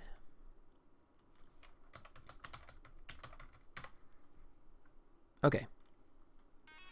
So we got that. Right. Render globals. Let's turn on some global illumination. All kinds of fun little ambient occlusion. Although there's nothing to really bounce off of, but use transparency. Yeah. Because the glass is going to be transparent. So. DPR.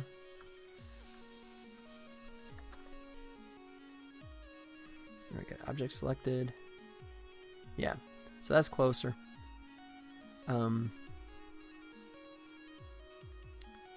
Screen, let's see, tablet face. I'll turn smoothing on him.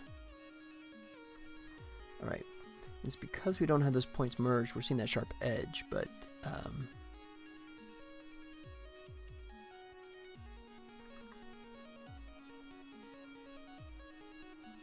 alright. There, okay.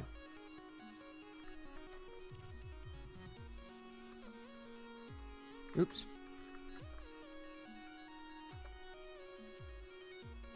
Why do I have a line going through there? What's up with that?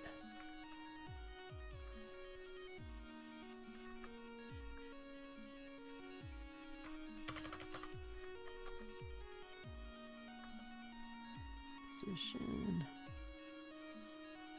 Huh. That's interesting.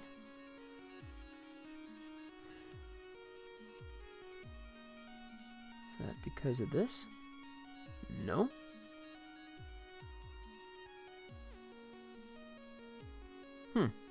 Alright, let's go back into Photoshop. Oh, because I got a line in there. What's up with that? Oh. Check this out. That's because I actually have it set up that way. Let's go back into text. And I think it has strike through probably is set. So let's go. Yeah, strike through. Yep. Yeah, I had strike through selected on that. That was it. Alright, so go PNG. Tablet. Poor Lightwave. He's going, it's not my fault, man. It's not my fault. Image. Reload. And we're all better. Cool. Alright. So I really want that edge to work. So, yeah. Well, you know, it took, what, 12 seconds to debug? I consider that a win, right? Okay. Yeah.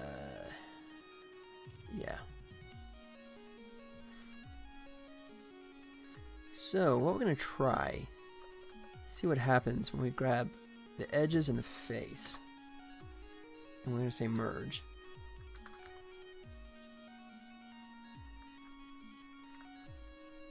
Let's see.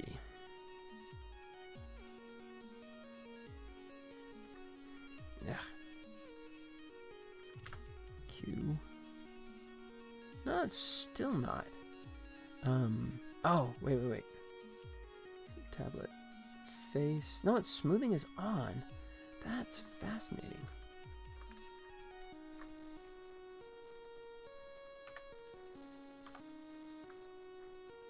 Yeah, so they're all in one there, but it still doesn't really want to show any bleed over there. It's still a sharp edge.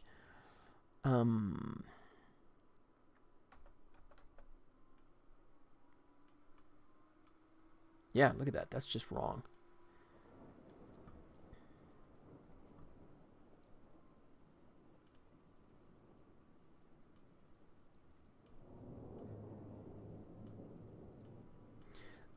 Oh, wait. Let me do this. Copy.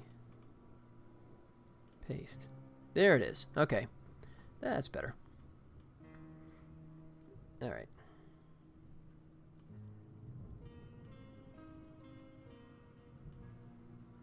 I like that. Okay, so copy that. Paste that to the edges. And to the back as well. Paste. There. All right. Now we're starting to look like something. Push that back. Yep. Now we're starting to look like something. And I actually didn't do any buttons on the side. I guess I should do that. Why not? I don't know how much overkill I want to do since it's just, you know, there to play the video. I guess I could. What else do I want to do with this? That's pretty good. Leave that flat. So if we say the glass is transparent. Alright. Screen edges. Let's do this. Go tablet edges, copy. Screen edges, we'll say paste.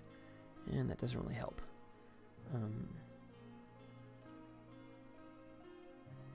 Transparency and translucency.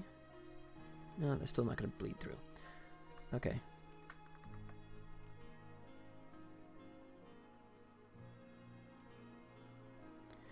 Alright, so one thing I could do too, just to mix it up, is I could throw a little noise in the texture, just so it has something going on there, because right now it's that pure black, and it screams pure CG, which, I mean, is fine, but why not make it a little bit prettier than that?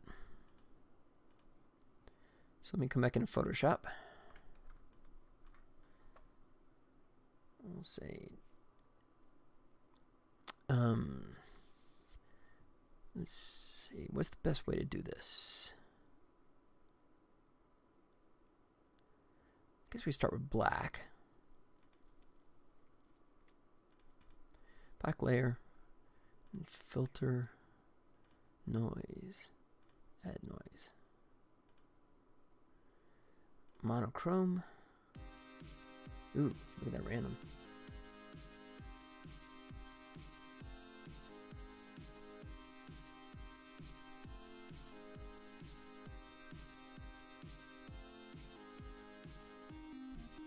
Alright.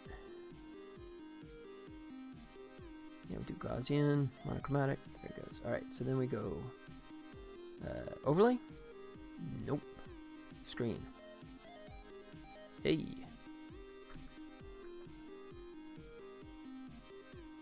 Mult. No. I think overlay is going to work. Oops. Sorry. Screen is the winner. And then we'll just dial that down.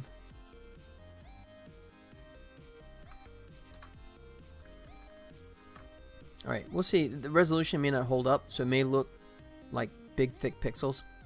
But we'll find out here.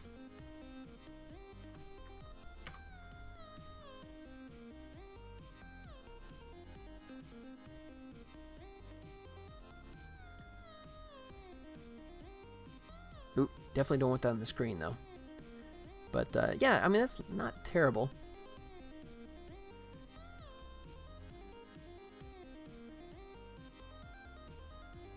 It's still a little heavy, but it's something to start with.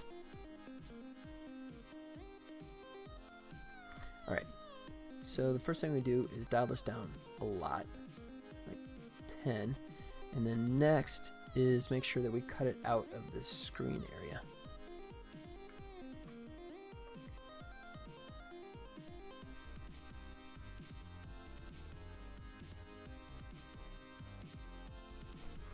There. Let's see. Yeah.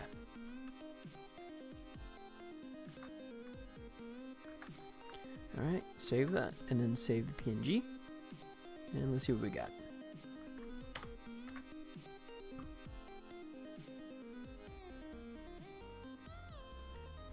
Oh, you know what? I know what I'm seeing. This is the back plane.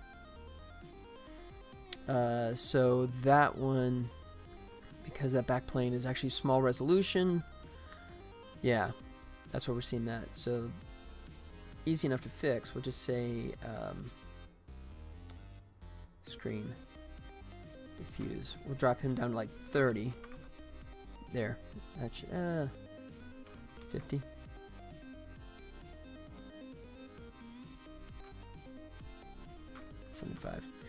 You know what? I shouldn't even bother, because that's going to get covered by the image that I superimpose. So I'm going to just leave that as is. So next thing is to start messing with this a bit more.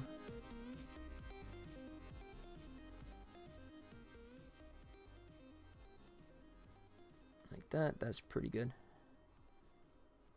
Time to copy, paste. And switch back over. Let's see what we got. Alright. Just so it doesn't get confusing, I'll just drop this to 0. There. Rotation. Alright.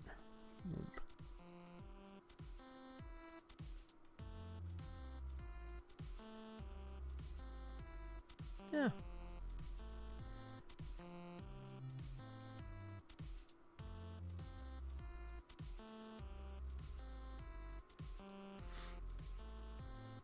Yeah, I mean, it's nothing all that special, but I think it's going to work fine. I'm going to brighten this up a little bit. Copy. Paste that to the face as well. Yeah, just so you can see the light go across it. Alright, probably have to do the same to the back, though.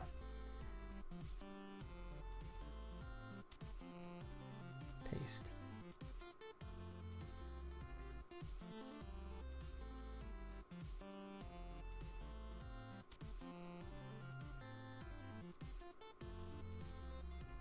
Yeah, that's what I was looking for. Ooh, sorry about that. Didn't mean to smack the mic. Okay. That's good. I guess what I could do also is, like I was talking about, introduce a couple little buttons on the side there.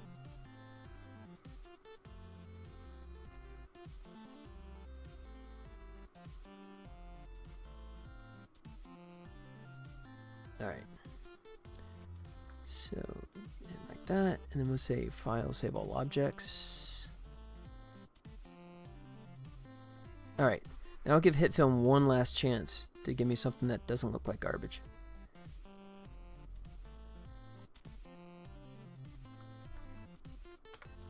Yes. Okay.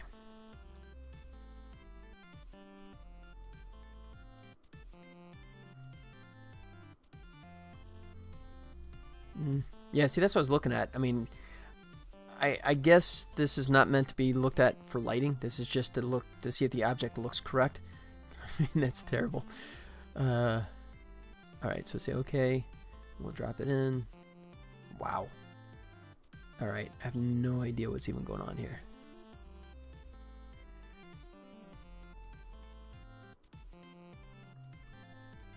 Position, rotation. Really? Alright. Maybe it's because the light is turned funky?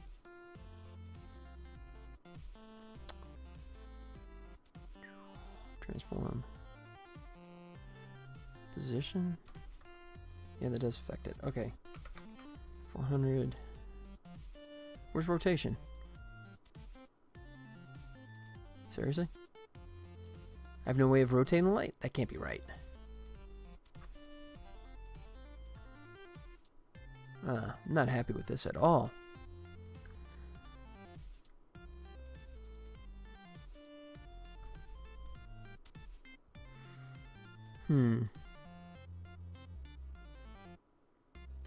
Alright. Yep, I think we're going to scrap the idea of doing the 3D object in HitFilm, because the amount of time I think it's going to take to make that pretty is not going to be worth the effort. When I can just do it over in Lightwave and then just bring it in. I'll use this as a temporary, just as a placement kind of thing, so I can still get some progress, and then I'll just come back into Lightwave and render out what I need. Yeah. Whoa. Wait, what happened? Did I lose all my stuff? What the heck? Did it just revert on me? What's up with that? Really? Oh, Lightwave. Lightwave, you're making me look bad.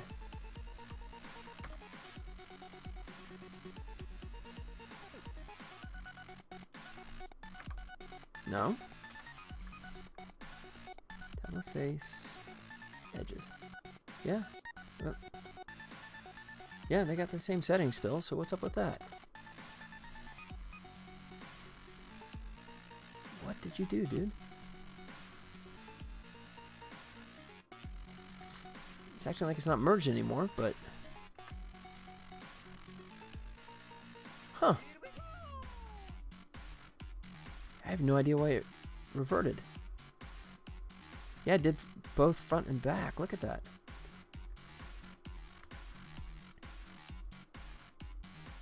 Alright, so let's go edges, copy, face, paste. There. Paste. Alright. I think it may be this. No. File. Close all objects. I'm not... Don't save. I'm not a fan of... There's a... Lightwave has always been separated, right? The layout and the modeler program are two separate programs, and they've always been connected by the hub. And the first thing I normally do is disable the hub. And I think I just demonstrated why I've never liked the hub, because sometimes things happen that it's like, wait, that's not supposed to be that way. So, man.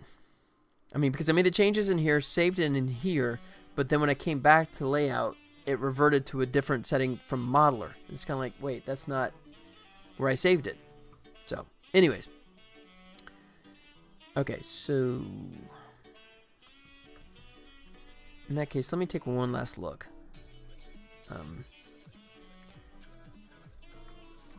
I'll give him one extra bonus chance.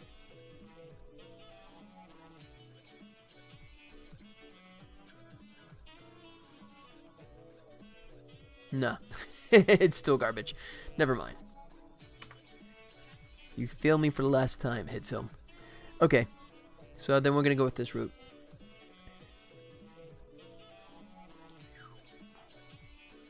That's fine. Alright. And then we'll add it. Yeah, okay. I'm just thinking out loud. I'll export a little controller null here, a locator, that I'll take the image sequence, the video, and just parent it to that, so it'll drop right in. Because I can export this as an FBX and load it into HitFilm when I'm ready. Alright, well that was kind of disappointing. Okay, so I'm going to leave that as is. I can worry about rendering it pretty later. Alright, so I guess the next thing you do is just start getting going on this stuff. Alright, I'm going to do a quick restroom break. But hang tight, and I'll be right back.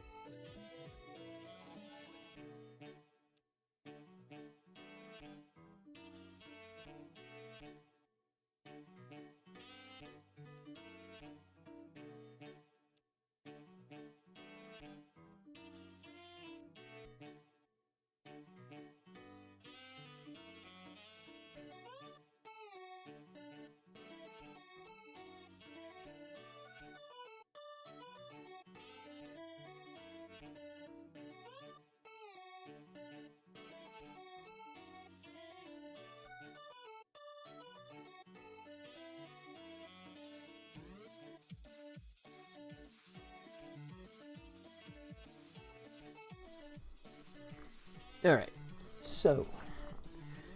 Alright, so another thing I just had a thought of is... So I need to capture a bunch of footage, but that's going to wreak havoc. So what I may do is just use some existing footage as placeholder. Because if I try and do screen grab, like a video capture while simultaneously streaming, that's not going to be pretty. So, I tell you what, but I do have some gameplay footage that I can use as just placeholder. So I think that's what I'll do. So a new folder, say, temp video. Do like so. Whoa, me and my cap locks, man.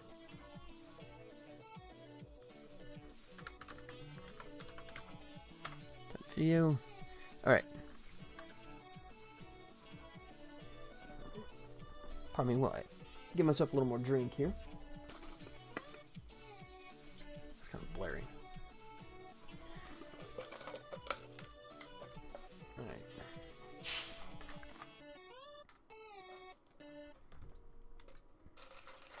So, at least personal experience, when I've done a trailer, it seems like, you know, the old thing about video games, right? When you make a game, you know, you spend the last 10% of your time, what was it? Yeah, last, what is it? 90% doing the last 10%, right?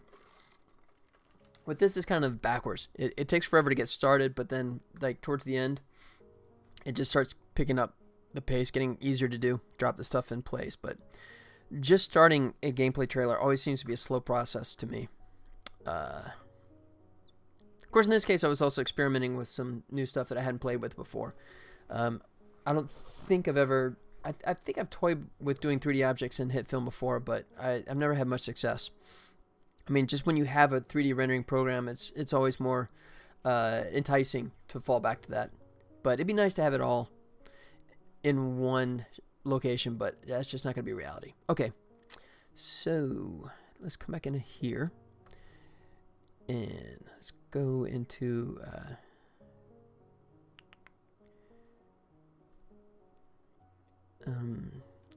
game show stuff, promo, gameplay. Nope. All right. So where do I have all my stuff stored? Tournaments. I'll just do tournaments. Yeah. Is that gameplay? Yeah. Oh, but it's... Yeah.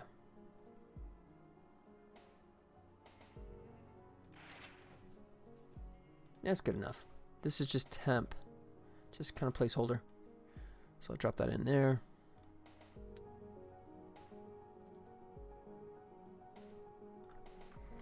Alright, kill all this. Conforming audio. Oh, that was a quirk I had with HitFilm. I noticed when I was doing this before, where I was taking video that was shot at 2997 H.264, and the audio would be off, right? It would drift over time. And I don't think that's something that's been resolved. That's something that kind of drove me nuts. I was having to do like speed scales just to keep the audio in sync. Like 99.1% or something like that. Something crazy.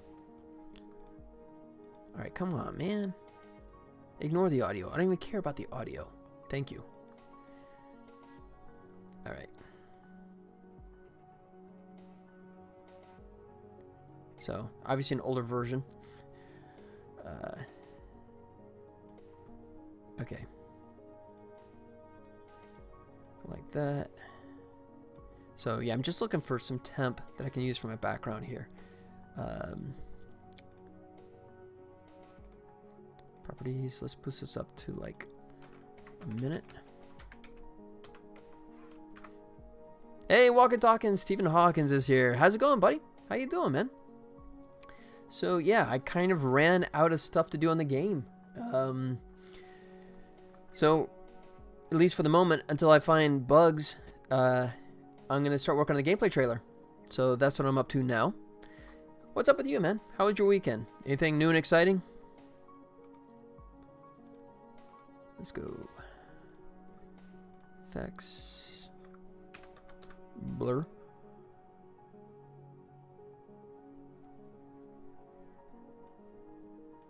Toss on there.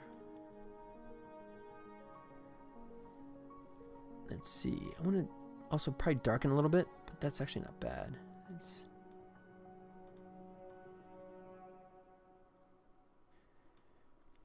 All right, I think that'd be good enough. Once again, this is just temporary. I'm gonna put in some better stuff here. And this is just some old gameplay footage I have laying around.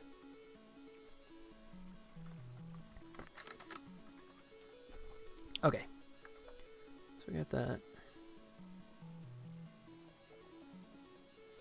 Wait for that to go away. There.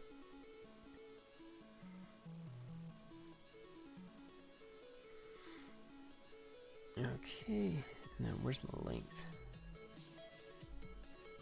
Really? Oh good, I have plenty. That's good. How long do I have here?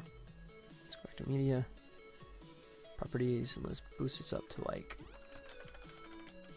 2.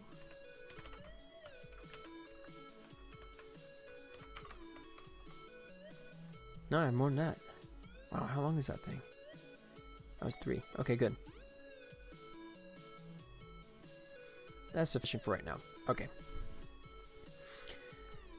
Alright, so if we look at my little, not that, but let's come back to my little overview I had. So, start off with the Welcome to Valley Village. And then I think, okay, so what I'll do is maybe it's just start off with this not blurred.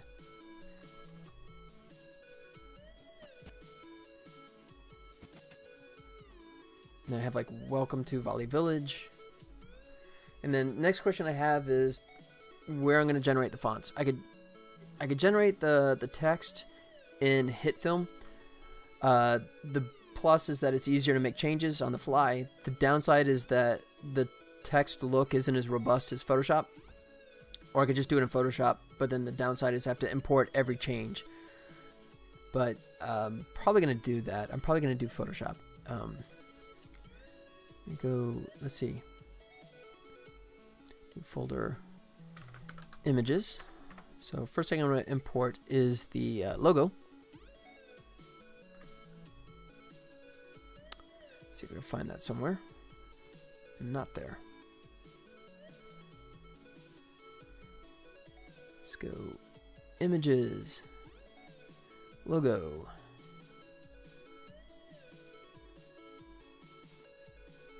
That's what I want.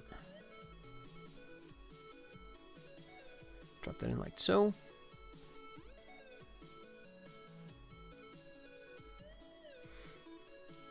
All right. And yeah, I think I'll definitely want that little background to separate it.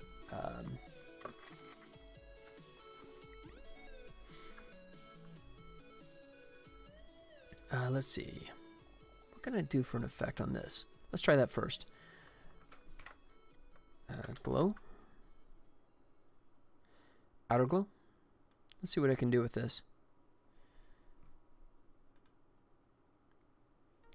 Start off with a black. And go from there. Size. That's not bad.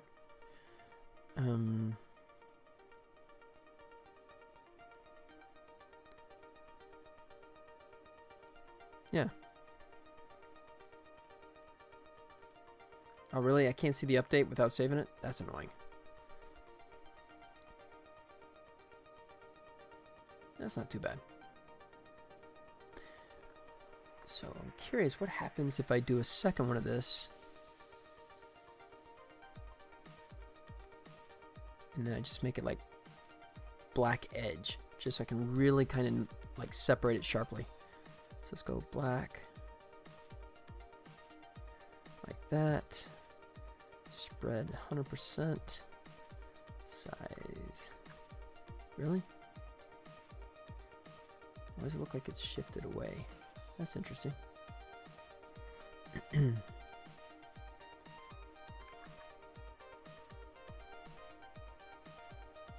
Huh. So the offset is like offset by default, which is kind of a strange concept.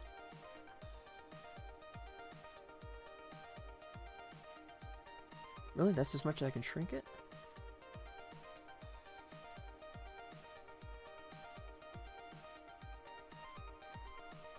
Okay. That's weird. So why do I get the feeling like this? That's bizarre. You see that? It's like it's a... It just kind of sticks out of the edge there. That's... Huh. Size. Okay, that's a little bit closer. Okay, the opacity. Oh, there we go. Okay, so opacity. That's bizarre that it just doesn't offset, like it or not.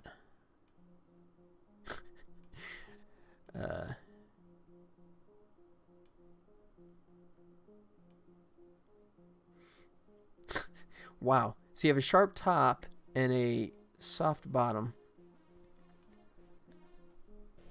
That's crazy. Alright. How about stroke? Is there a stroke?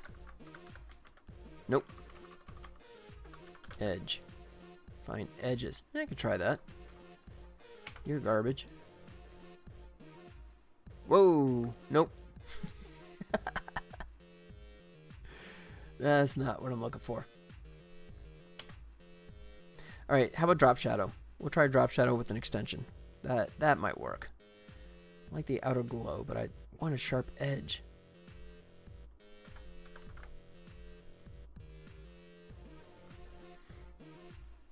Turn that off for a moment. Drop shadow.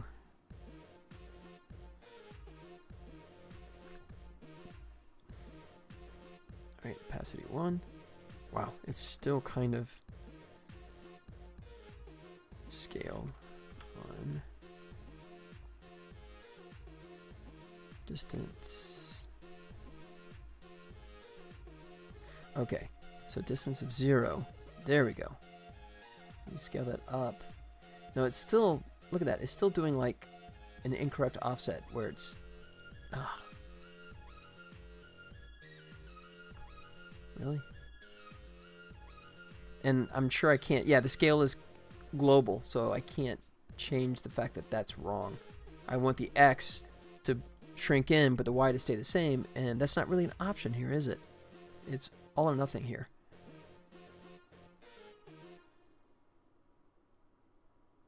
That's okay.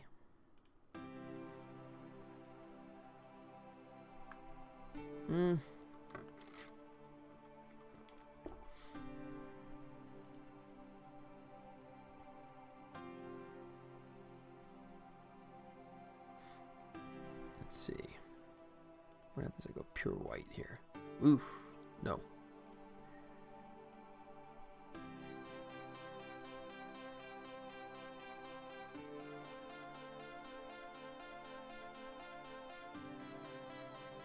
Alright, I guess that's about as close as we're going to get.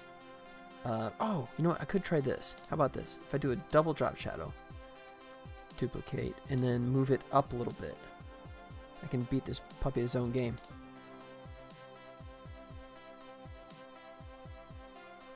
Wait, why is it moving like both of them? You see that? Alright. Okay, so that one, and this one I'll move down. There it goes. There. It's a cheat, but it works. That's a little more than I want. Just want like sharp edge like that. Okay.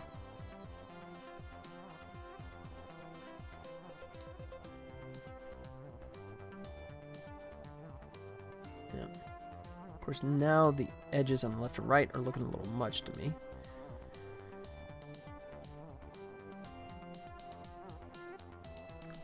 Really? Okay, so that's 101. But then when I do that, it goes wider. Why? Why? Why would it do that? 5. Yeah, 1. Okay. I kind of gives me what I want.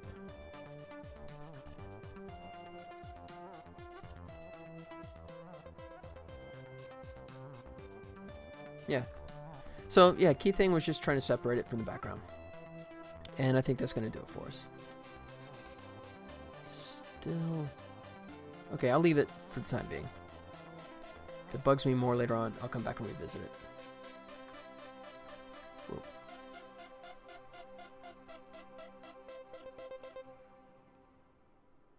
So I need a welcome to...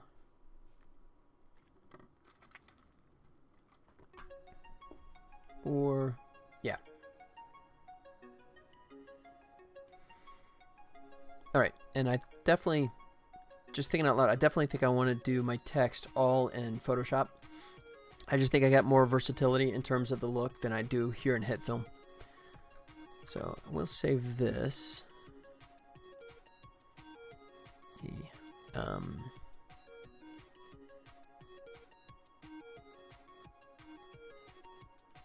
Folder.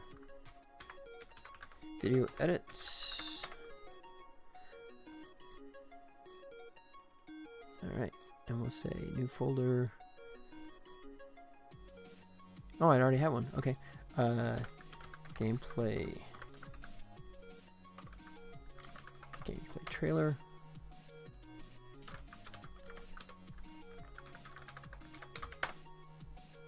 Oh, one. Good. Okay. So that's good. So tell you what, we'll go back here into Photoshop.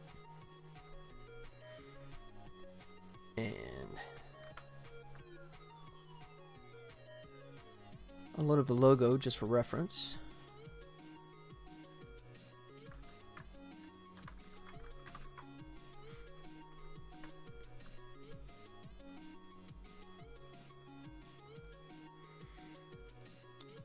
Percent. We want height to be double. Oops. Hello. Percent. There he goes. 200. That's good. Okay. So let's do a little experimentation here.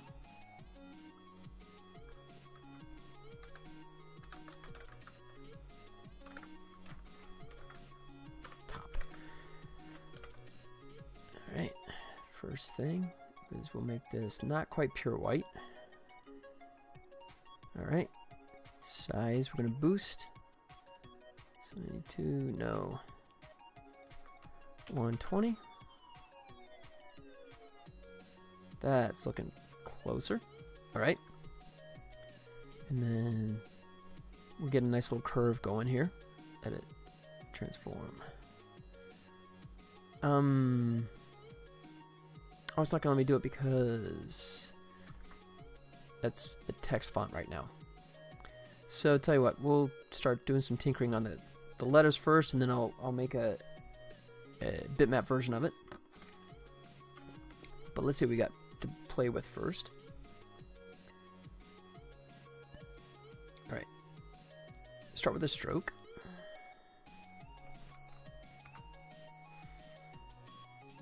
Let's see.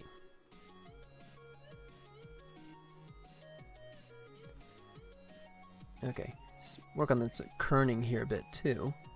Not liking that. 25, let's push up to 50. It's closer, but not quite. Let's go up to 75.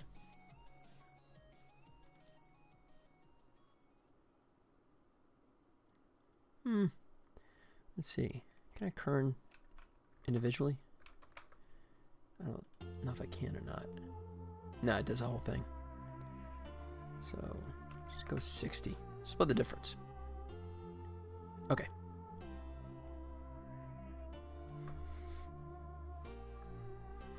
Okay. Shrink that down a little bit more. Say 4.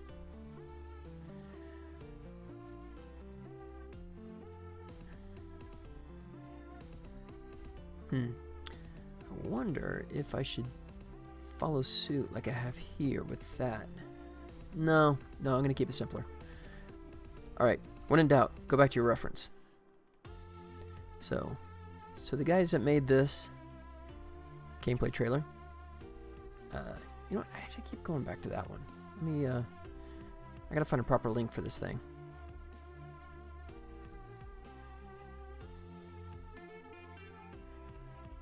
I like the name too.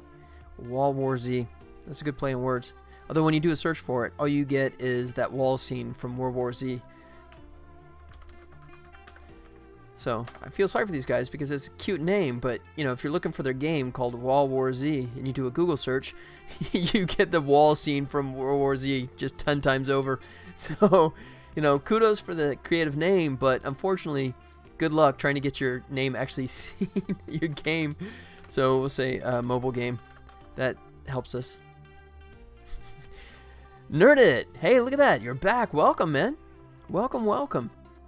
How you been? Good to see you, man. Let's see. For Arnold. I think this is it. Yeah. Alright, so I gotta grab this guy and drag it to my desktop so I don't lose him anymore. There. Alright. So, hats off to these guys. I really like what they did with this. And I'm gonna kind of follow suit. Good, thanks. How are you? Doing great, man. I think I'm finished with the game. Well, put it this way, the to-do list is empty, so I'm gonna start spitting out versions for you guys to start digging through and looking for. Hey, Magical Girl Remu does a follow. Thank you, Magical Girl, wherever you are. Thank you so much. Appreciate the follow. Welcome, welcome, welcome. So yeah, I'm just starting to work on the gameplay trailer, and I'm gonna get the game out there pretty soon to you guys. I just finished maybe like an hour before actually it was time to do the streaming. So you know, I haven't had a chance to get the game out, and to be honest, actually I crashed and burned when I tried to write it out to iOS. My iPad said yeah, no when I tried to install it on there, so I gotta debug why it's not happy. But the goal is not tonight, because tonight actually, yeah, show you how dated I am. How about this? So my wife and I are gonna go see Spider-Man Into the Spider-Verse, the animated one. We're gonna go see it for the first time. You know, and the movie's been out for like 5 years now in the theaters. That's how far behind I am in my movie going. But yeah, to celebrate the fact that I'm wrapped up on that stuff, and the freelance stuff is wrapped up. As far as I know, I did have one thing that I had to work on this morning, right before broadcast time, which further complicated things. But no, long story short, doing great, man. The game is definitely functioning nicely. I mean, yeah, here you go. Once again, I gotta brag. Here's my to-do list. Yeah, I delete the news test. Yeah, my test news info. That's of course. So put that out of the way. But there you go, man. That's my idea of a to-do list. One that is empty. There you go. I'm happy. So now it's off to doing the gameplay trailer. And this is a trailer I came across a while back, and I love the simplicity of it. Because when I started designing my ideas for the gameplay trailer, it was a lot more just voiceover stuff, a lot more text and crud getting thrown at you. And these guys just keep it so short and simple that I really appreciate their approach. So I'm going to probably follow suit like that. I like that. Just boom, boom. You know, quick rundown of what's going on. Quick explanation of the features. Yep. So that is going to be my objective. My to-do list has 312 things on it. Well, okay, well, you know, in fairness, though, I mean, here, I know I've shown this a million times, but, you know, just to make, you know, to bring the point home, you know, this is all the stuff that I've finished doing, right? So we start here. That's line 168. And comes all the way down here to 409. So yeah, so 168.49. So that's what, 241 items. So yeah, I guess my to-do list was shorter than yours. 241 versus 312. So you win in terms of crap to do. But that's done. This is what it looks like now. So yay. So ready to get this out the door. Okay. All right. So what I was looking at though, let's see. Let me come back into theater mode. Make this a little larger. All right. So yeah, I like this. I like what they got going on here. You know, I might play with my font here.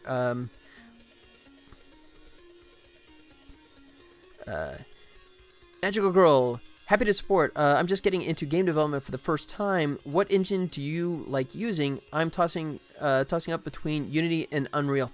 I'll start off by saying anyone that says you have to use this game engine, period, they're wrong. So, having said that, you have to use Unity. No, I'm just kidding. No, I've been using Unity for a decade, right? So for me, I'm just completely invested in it. I don't know if you came along soon enough. I'll show you the game that I'm working on. But no, joking aside, they're both free. Unreal and Unity are both free, so my first suggestion is download them both and play with them like crazy and find out which one you find yourself to be more comfortable with. You know, I always say that if you're not comfortable with coding, then honestly, in this day and age, I think Unreal might be a better game to start with because Unreal has Blueprint built in, and Blueprint is the nodal-based graphic editor that allows you to do a lot of content without writing a single line of code. Unity is creating one, but to be honest, it's going to be at least a year before they get it out, and it'll be probably a year and a half to 2 years before it's really usable. Sorry, did I just bash my own game engine? I did, sorry. Unity has third-party plugins like Playmaker and stuff like that work just like Blueprint, but they're not free, you know, so you have to pay for them. If you're fine with coding, then the next question is you know, what is your preference? Because Unity is C# and Unreal is C++. So then you kind of go down the path of which one you're more comfortable playing with. Unreal can do some beautiful results. I think Unity is a little more robust in terms of what I usually say is if you have a team of people, right, and you want to make a AAA game, Unreal is just absolutely the choice, right? If you're more like me, like a one-man wrecking crew, then Unity, I think, still has a leg up because there's so many plugins from the store, right? You know, you have the store that's built in literally into the into the editor that allows you to fill in gaps, right? So like all my networking that I do for my game, it's all done from plugins. All the ad network stuff I do is all plugins, right? I have hundreds of plugins that I've purchased over the last decade. And this game alone, I have at least a dozen that I'm using. Coding has never been my forte. I understand the basics, but it's definitely not my thing. Then you might want to start playing with Unreal, right? If you're just toying and you don't want to invest anything, then absolutely start with Unreal. Look at that. Oh, sweet. Oh, so it's a low poly open world randomly generated free roam game. Let's see. Did you mention that one before? Nerdit, or is that first time? I can't remember. No, I think I did. I think you sent me a link and I played with it before, right? I think I was toying with it. You had like an earlier version where the guy was going around and like shooting snakes. Sorry. I get distracted easily, can you tell? But yeah, I think the key thing is, you know, because both Unreal and Unity are free, you know, until you really start making significant amounts of money, both engines are free. So I think there's nothing wrong with playing with both of them.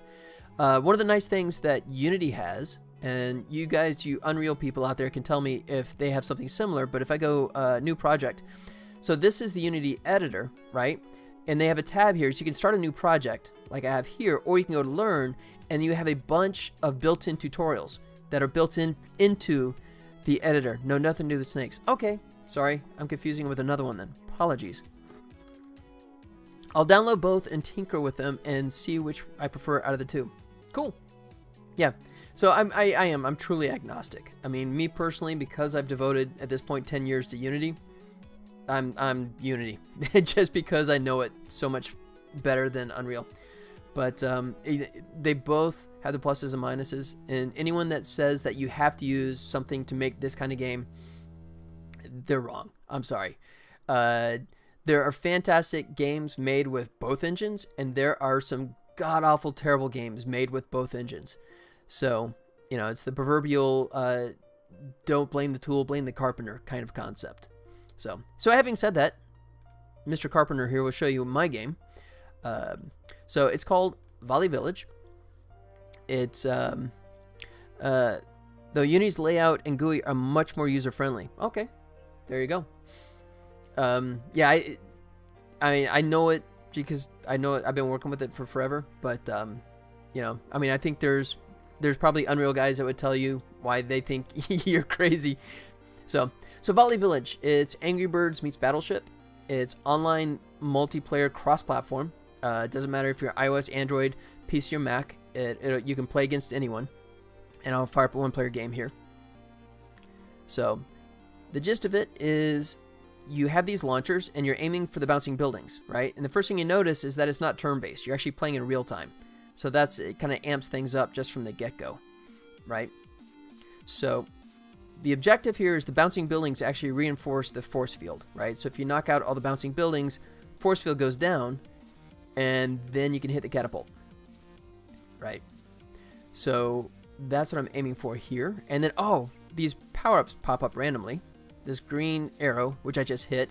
Now my guys are going twice as fast. So now I can actually fire. If you see the reload meter here, you see how fast it's loading, right? So I got this little speed advantage. And another thing is you saw the AI sent out a couple of villagers to repair buildings. You could do that, but you do that at the cost of reload times. Because if you send out 2 guys, now you only have 2 guys left to reload your building. Oh shoot, I just took them out. I didn't mean to. Whoops. Then you can only shoot twice the speed, right? So you're slower. So that's it. There's also 2 other power-ups. Unfortunately, I took out his launcher faster than I meant to. There's also a stop sign power-up, which will knock your opponents out, put them to sleep for 10 seconds. And also a cloud bank, which will cover your buildings in fog. So looks way more dynamic and fun than Angry Birds. Happy to play something like this. Well, funny you should say that. If you look below on the Twitch page, you can see some links, but if you don't want to check there, I'll give you this. There you go. Yes. As OP Scripter just said, you can try it out. Now, the current versions that I have available are in sort of like a developmental phase. If you want to give me about another day, I literally finished my last task this morning on my to-do list. I mean, this is my to-do list. As of this morning, it's empty. So I finished my last thing. So I'm going to be sending out a new version here very soon. But if you want to try it right now, there is versions for iOS, Android, and PC. I'll definitely give it a try. Good. Thank you. Please do. And offer feedback. The iOS version is the oldest right now. So if you're going to do the iOS version, just be aware that you're going to find some quirks and stuff that I've probably already addressed. That is the most packed to-do list I've ever seen. You better get on it. Oh, okay. You know, I just showed this, but here, I'll show you again. This is what it used to look like. Starting here. There. So, there you go. So, this is all the stuff that has been either fixed or added. Features or bugs. So, there you go. That was the to-do list before. But as of this morning, it is emptyless. It is itemless, rather. Finally. So now, and then also to show you, so a couple of the other features is you can customize it you can get these different icons you can unlock over time, right? You get these other cute little icons that just, when you play an online game, these will pop up. And you see it on the main screen here too. You see it right here, right? That's your little icon, right? You can choose these different ones. And then you unlock them over time. It's when you play games, random games, you win unlock cards, right? And you can get these guys. And it just gives you something to spend the coins on. And when you play online matches, you play for coins, of course. And that's where it comes into. Oh, hey, the island came back up. That's a mistake. Oh, I didn't think about that. All right, so when I hit this one, I gotta make sure. There you go. I just found something. My to-do list is no longer empty. Hitting icon on main menu needs to hide island. Alright. Actually, I could do that right now. I could do a fix. Alright, so that's annoying. Hold on. Let me just come at it this way. I'll just reset the main menu. Start a game, come back to the main menu. Alright. So, you can also select your villagers. You see there's a slight performance difference, but it's really, really minor. This is primarily just cosmetic kind of thing, right? And it's a way for you to sort of like choose which characters you want to play with, right, as your villagers. By default, when you start a game, you start with just the regular warrior character, and you unlock these other characters over time, right? And then I like the wizard. The wizard cracks me up the most. And then if you just kind of reverse it around this direction for the skill set, there you go. So you drop the villagers in, and then launchers as well. So you start with the regular catapult launcher, excuse me, and then over time you unlock these other characters. And once again, nothing really changes the game. It doesn't mean they fire faster. It doesn't mean they shoot more accurately. That's totally up to you, you know, how well you fire. But to make some incentive for you to get these characters, I offer you bonus coins, right? When you play matches with these characters, you get bonus coins. So that's it. And then finally, there's a level editor. So you can customize the island layout and put the buildings exactly where you like, right? I'm just hitting random right now, but you can do it one by one. If you want to like just have like a wall right here, like that, and you know, you drop it in. It takes a little while. But once you get all the buildings dropped down and they get in a spot you like, let me see. Let me get a layout I kind of like here. No. There. No. There. I like that one. Hit save. Hit a slot. There. Now it's saved. So that, in a nutshell, that's Folly Village. I'll show you an online game real quick. Right now, there's not really many players, but you can either play a random match, or you can go to challenge a friend, right, and then challenge them specifically. Although when you challenge a friend, I kind of limit what you can and can't win, because I don't want to have a situation where someone just has two tablets side by side, and they're just kind of like, you know, trying to farm the coins, that kind of stuff. So most of the stuff that you win is from random matches. So I hit random, and then what happens is that over time, if it can't find a person, a human, right, which right now there's only so many people, there's basically nobody playing it yet, so it will default to AI game. But I try and make it so the game plays, the AI plays just like a regular human opponent. So, alright, so there's the speed power up, like that. There you go. And, oh, so the other thing, too, is you see this other stuff, the hay, the corn, and the sheep. That comes into play here. Now you see, like, my score up here, right? My coins, right? The more stuff I destroy, the more coins I win. If you only take out the buildings, then you only break even on your match. So if you play a match for, like, 100 coins, and you only take out the buildings, then you only get your 100 coins back, which means you make no profit, right? Which defeats the purpose of playing the game. You want to earn more coins. So by taking out more stuff, like that, you can win more. So I'm going to see if I can hit this. Oh, I just missed. Uh-oh. Here you go. Boom. There. Now you can see they're snoozing. So for 10 seconds, they're completely knocked out, and he's helpless. Oh, but it doesn't matter because I'm a terrible shot here all of a sudden. There he goes. All right. So he's wailing away trying to repair buildings, and I'm just going to destroy him. Like that. So now, because he only has 2 villagers on his launcher, I'm able to fire twice as fast as him. Oh, and if I get this, I'm really going to mess with him. There he goes. So now he's really stuck. So as you can tell, I've played the game a few times. Alright, and just about there. Look at this. I almost got all this stuff destroyed. There. So now this is going to be like a perfect match. Right? And watch, I'm going to let him build that building and almost get done. And I'm going to fire. Boom. There you go. I took him out just before. I'm going to say disrespect. And you get to choose a reaction. And you get these little reaction animations afterwards. He's laughing at him. So that's it. That's the game in a nutshell. And this is the little mascot character. You choose that in the villager menu selections. So that's it. That is the game. But now that I found that one little issue, let me knock that out real quick. That'd be on our main menu.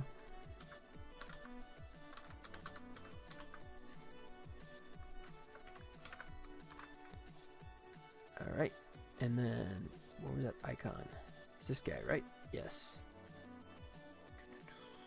When he fires off, he goes icon, main menu, icon pressed.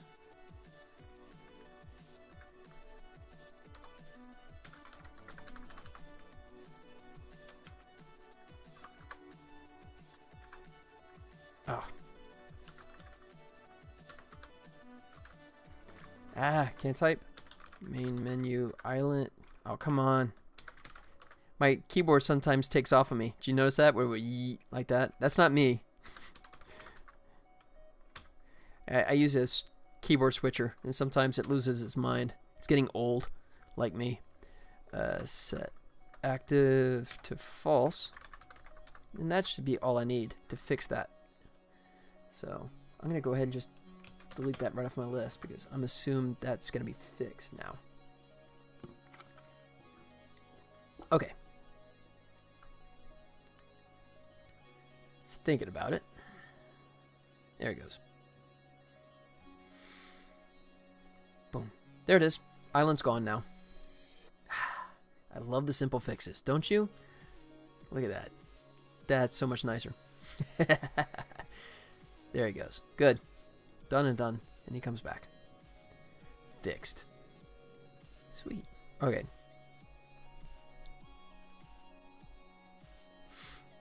Okay.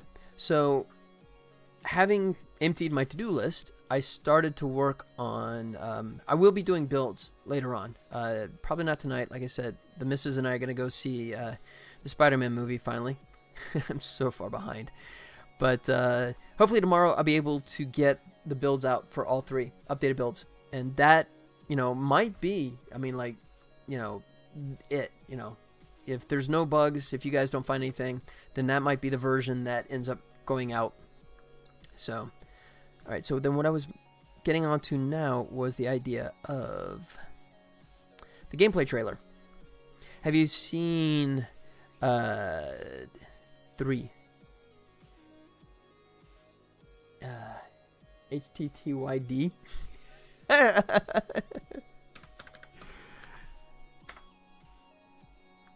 Oh, How to Train Your Dragon. No, I've not. Oh, crud.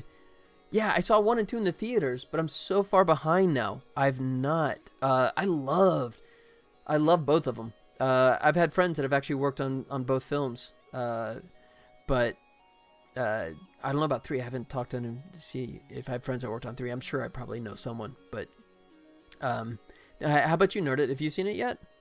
I like the trailer. I saw the trailer for it. Watch it. Okay, that's a ringing endorsement. All right. Is that one even still in the theaters? Or is that going to be a Redbox rental? Understand, I'm kind of spoiled, basically. I have a home theater, right? I've had it for years, right? That's been one of my indulgence. So I have like literally a 10-foot wide screen that I project onto. So to me, when a movie goes to DVD or Blu-ray, that's not necessarily a bad thing, because I got, like, my wife and I, we have movie chairs. We just kind of kick back and relax and, watch it on the, you're, 8 feet away, 10 feet away from the screen in a 10-foot wide screen. That's basically like having your own movie theater. So I don't cry when I miss a theater, when I miss a movie in the theater, because I know that once it's on Redbox, I'll be able to do it in style. But yeah, I'm glad you're giving that one a ringing endorsement. I definitely would like to see that one. I thought 1 was fantastic. I thought 2 was amazingly good, considering sequels normally don't have anywhere to go, and I thought they did a fantastic job of letting the characters evolve. Hats off for 2 great films. So, and I'm glad to hear 3 is fun as well. I'll definitely put that on my list. 3 is the best, really. Oh wow, okay. Now I'm really jonesing to see it. That's awesome to know, man. All right. So I think what I might do is actually mix this up and not use my traditional.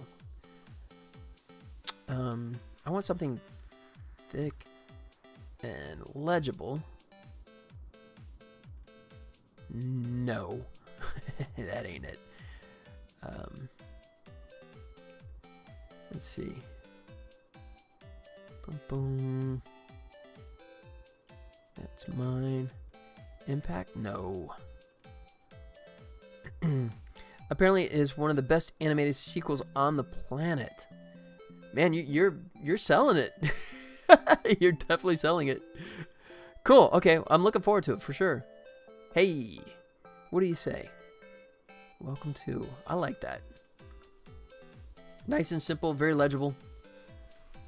Good contrast to my own game font.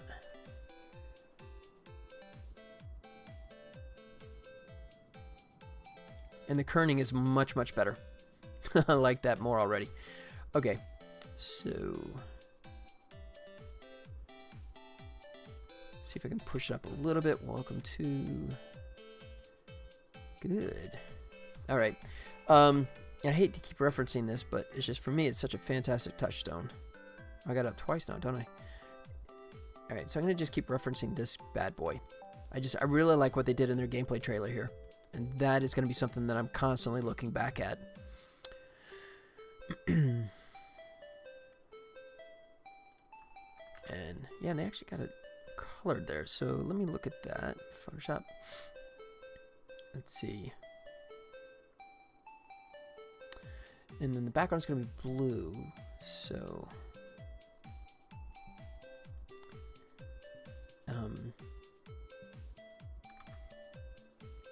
let's start with a gold and just see what that looks like. Let's see. It's going to be kind of a process elimination here. Trial and error sort of thing. That's not bad. A little more orangey.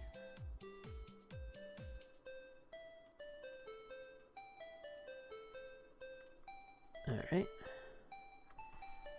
And I wonder if we can increase the stroke just a little bit. 5. Yeah. And then we can do a outer glow.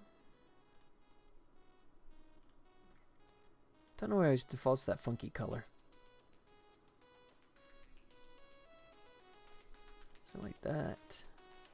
You know what? Let me start off with black so I can actually see it. And I'll change that a little bit. Ever played Beach Bunny Racing? Your game graphics remind me of that game? Nope. Beach Bunny Racing.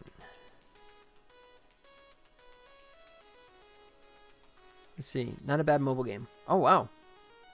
Hey, I'll take that, man. As far as I'm concerned, that's a compliment. That looks pretty.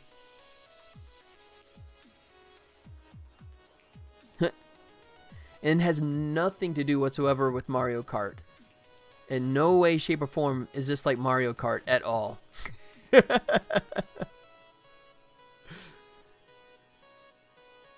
Oh, yeah, man. Looks nice.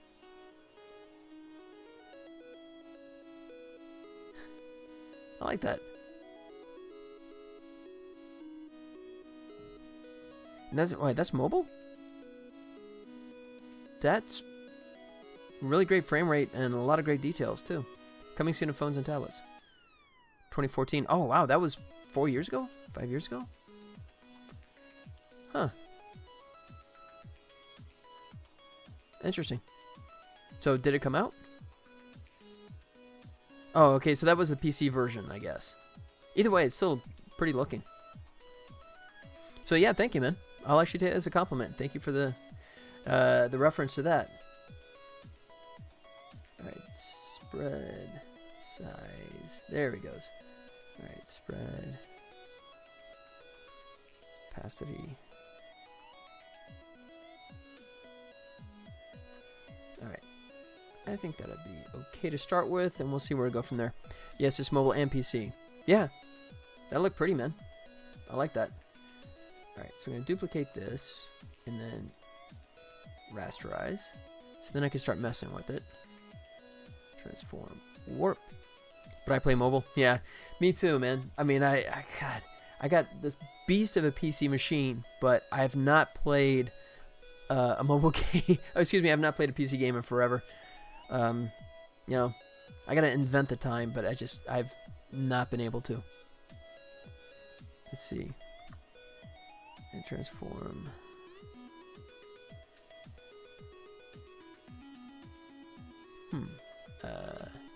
I'm not seeing the controls I'm used to. Oh, that's why. Arc. No. Let's go back to Arc. And really? It's gonna maybe just type it in manually. 30.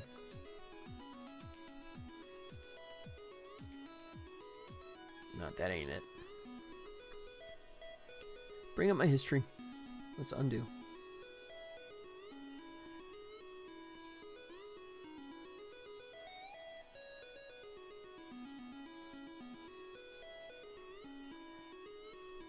$25.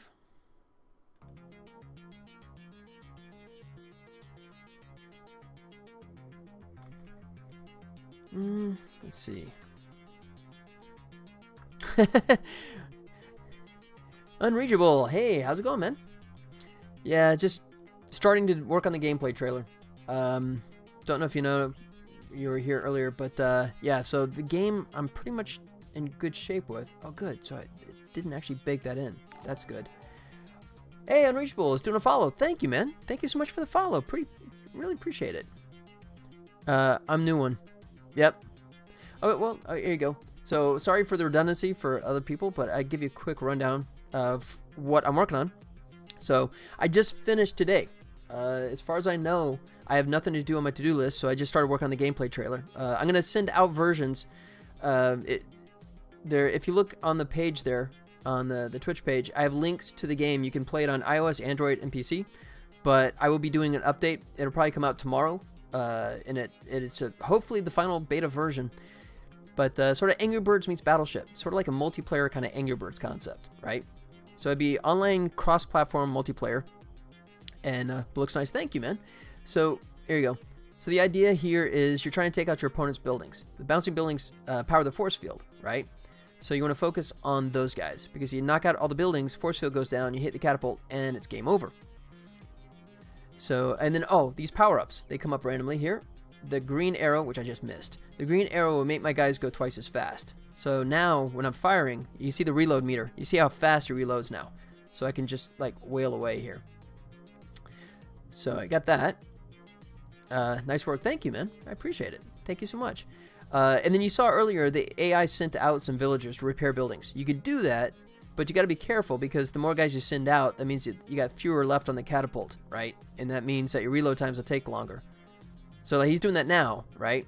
And he's also hitting the little, the green button there. So when you have villagers working on it, you can hit that button and you can make them rebuild a little bit faster. But I could be a jerk and hit it and reset their work.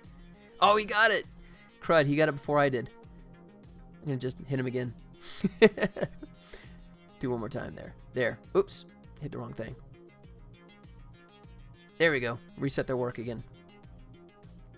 So, that's the key thing. And then the other thing too is, yeah, I figure nice idea. Thank you, man.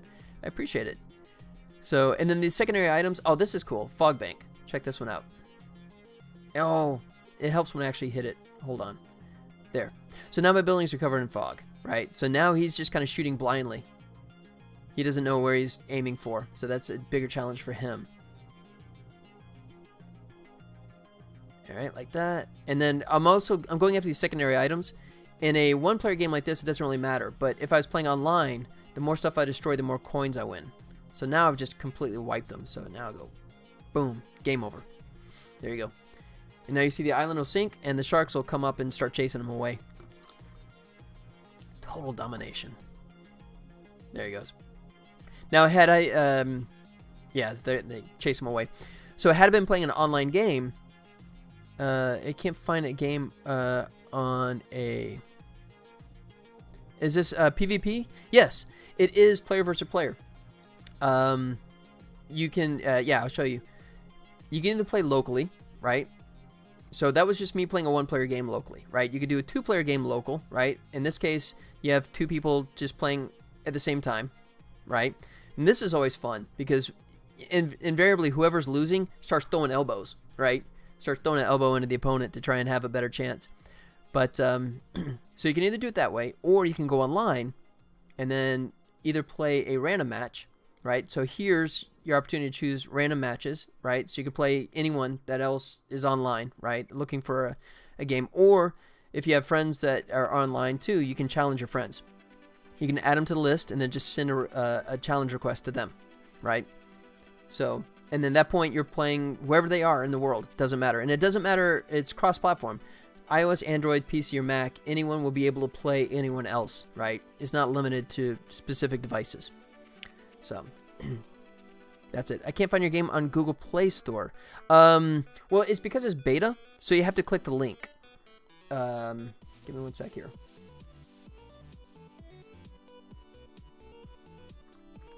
One sec. There you go. Unless they pulled it. Yeah, there it is. Yeah, that's a big beef I have with Google Play.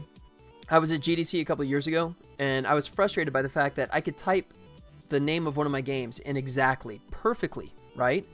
When you will put the real version, soon. I literally just finished today, right? I just finished my to-do list today. So what I'm doing now is I'm going to make a gameplay trailer, right? So I just started working on that. That's what I was doing with the tech stuff, right? And then I got my editing program here. So I'm going to make a gameplay trailer, right? And once I get that out there, right, and let you guys play with the beta version, make sure that I didn't miss anything. And once I kind of get a sense that no one's found any bugs and it looks like it's ready, then I'm going to go ahead and just release it to the public. So ideally, hopefully, I mean, you know, within the next few weeks, you know, the game is going to be done and out there. So that's the game plan. And then I get to move on to the next game, which is going to be even better. That one's going to be fun because actually that one's going to be based on a famous character, which I tease, but I haven't told anyone yet. But I will reveal that in the not too distant future. So that's going to be a fun one. That one's going to be arcade, not multiplayer again. I'm done doing multiplayer game. This has taken a long time to put together, so this is my last attempt at multiplayer for a while. Because it is a headache dealing with all the ways a game can go wrong. It's a brutal nightmare. But, yeah. Yeah, so I was talking about the Google Play Store. So, yeah, it was funny. So, it was GDC, right? And I'm going up to the Google the Google representative, and I'm talking to him and saying, look, I'm like typing in the name of my game right now, right? And I hit search, and it doesn't come up, right? And I have my name specifically spelled out perfectly. And he looks me dead in the eye, and he goes, well, we have an algorithm.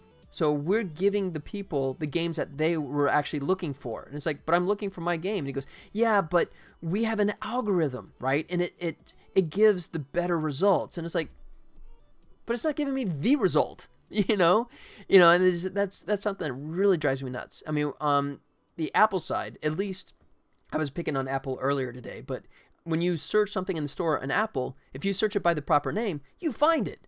You know, if you search it by the proper name, you know, like you were looking for Valley Village, and yeah, it may not pop up, you know, or it may pop up way down the list.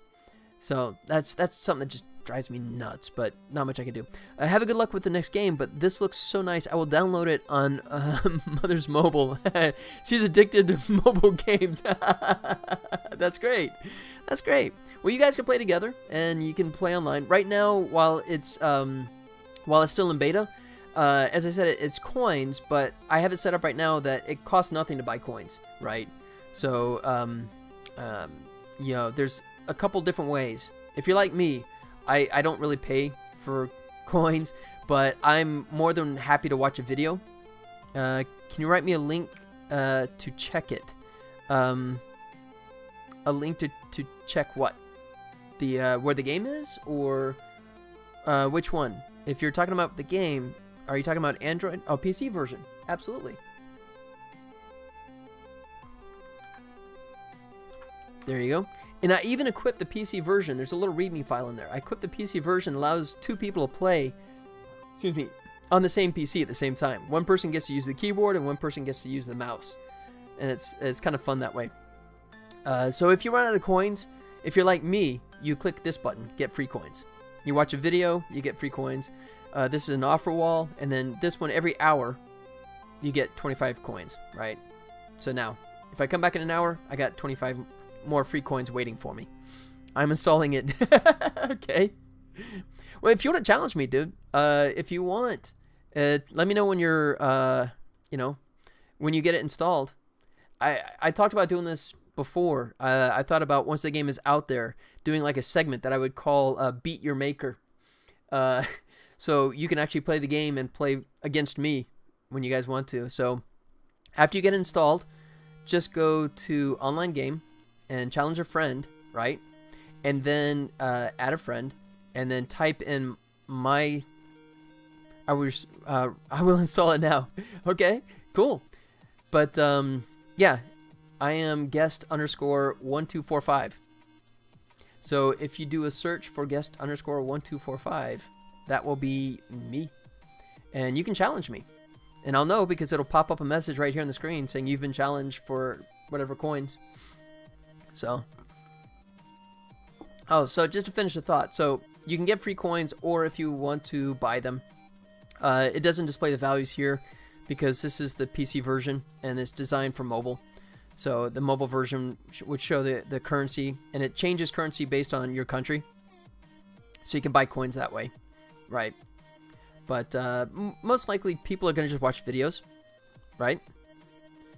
Oh, let's see.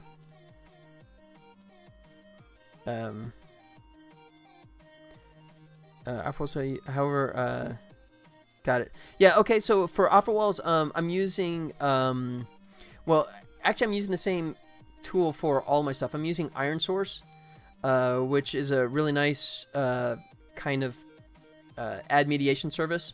And the nice thing about it is that Iron Source allows me to like use lots of different ad networks and just kind of funnel it into that one. And they manage all of the auctioning off of the prices to try and get me the best rates and all that kind of stuff. Let's see. All right. Yeah, okay. OP Scripter, thanks for the link. I'll take a look at that later on for sure. Yep, I'll give that a look. Thanks, man. All right, why is it not saying? Okay. Okay, you're starting up. Okay. I will play whoever challenges me first. Log out button. Well, okay, well, you have to log in before you can log out. It should work like this. If you go like that, you go log out. It should come back to the go online button, right? And then if you go online, it should reload, and it'll come up and it'll show you this pop-up window, right? I'm in Android mode right now, so you see the Android. If you're on PC, you should see just the play as guest, and that should pop up like that. If not, then maybe I broke something. Let me know. Yeah. Okay. I think that's a good thing, right? I will. All right. So yeah, I'll hang here for a second. Actually, if you give me 1 sec, I'm going to drop out here. I'm going to switch modes from Android back to PC. This is a quick changeover. So I can make sure that it would have worked with the Android as well, too. But I just want to make sure that I didn't miss something. I guess there's no reason to have the logout active. You know, it doesn't hurt anything, but I guess it's a little confusing if you're not logged in, you know, because you can play offline and the little online button appears in the top of the screen, you know, so hitting the logout button won't really do anything. Kind of redundant, I guess. All right. All right, give me just a couple minutes here for it to switch modes, and then I'll be back online again.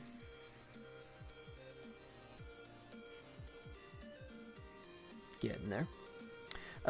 For new user, you can write some tutorial intro. Example: if new user download on mobile or PC, doesn't matter. He will go to tutorial screen. Okay. Well, I mean, it has it. The tutorial screen is there. I don't want to force. I know a lot of games will force you into the tutorial. I think it's guest underscore 12. Oh shoot. Here we go. I can tell you here in just a second. Whoops. Wait, I have a bug now? Kambu. Oh, shoot. Okay. All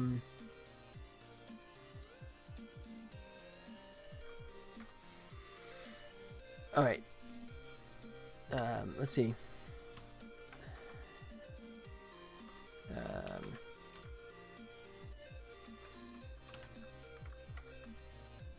Let me do it this way. I didn't think about this. I broke this. I guess he wants a tutorial to clarify the OS support. Oh, gotcha. Okay. Yeah, I don't know if that's something that needs to be in the tutorial per se. I mean, I try and keep the tutorial really kind of lean and not have too much information in there at once. Let's see. I think it's if... I mean, it'll definitely say it on the download screen and all the information there, but... I mean, that's something to consider. I mean, oh, in the trailer. Oh, gotcha. Yeah, I think I have that. If I don't, I definitely need to add that to the trailer for sure. Okay, yeah. Yeah, you're totally right about that. If I think I have it in there, and if I don't, okay. Yeah, I'll even toss it in right now.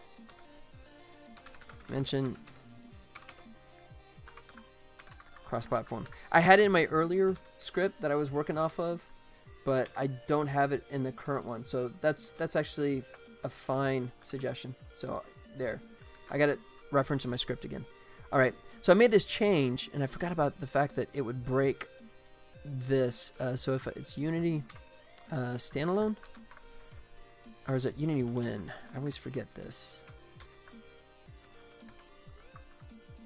No, not WebGL. Standalone Win. That's what I wanted.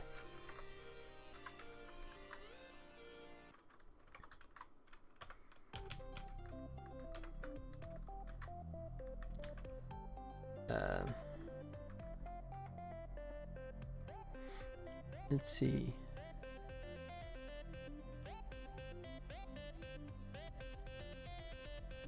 Oh wait. This is.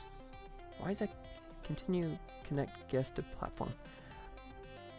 That should actually kick off. Okay. I see why that's happening, but I didn't. Did it work? Did what work? Yeah, I thought I didn't think about this. I broke this, but I added guest 1245. Yeah, give me 1 second. I gotta fix something here. I tried to clean up and sort of like unify the code, and in doing so, it sort of messed this up a little bit.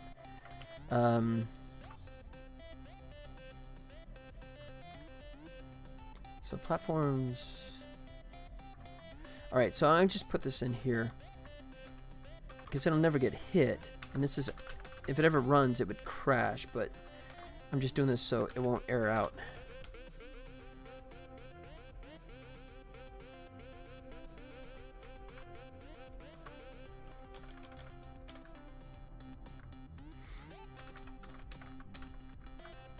Oops. There. Now it should not scream. Let's see.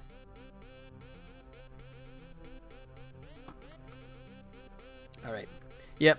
So I was consolidating some code. I had some redundant, and I tried to consolidate it, and I was working off of iOS and Android, and I didn't realize that that kind of foobarred the PC side.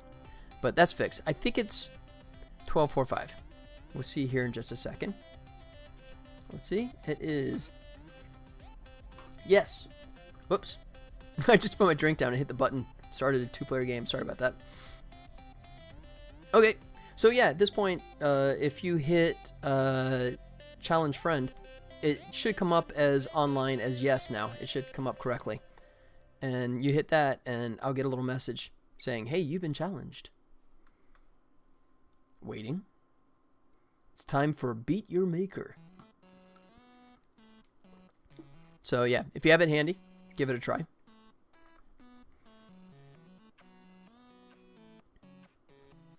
Let's see. And there you go. I've been challenged by guests. Oh, I need to change that.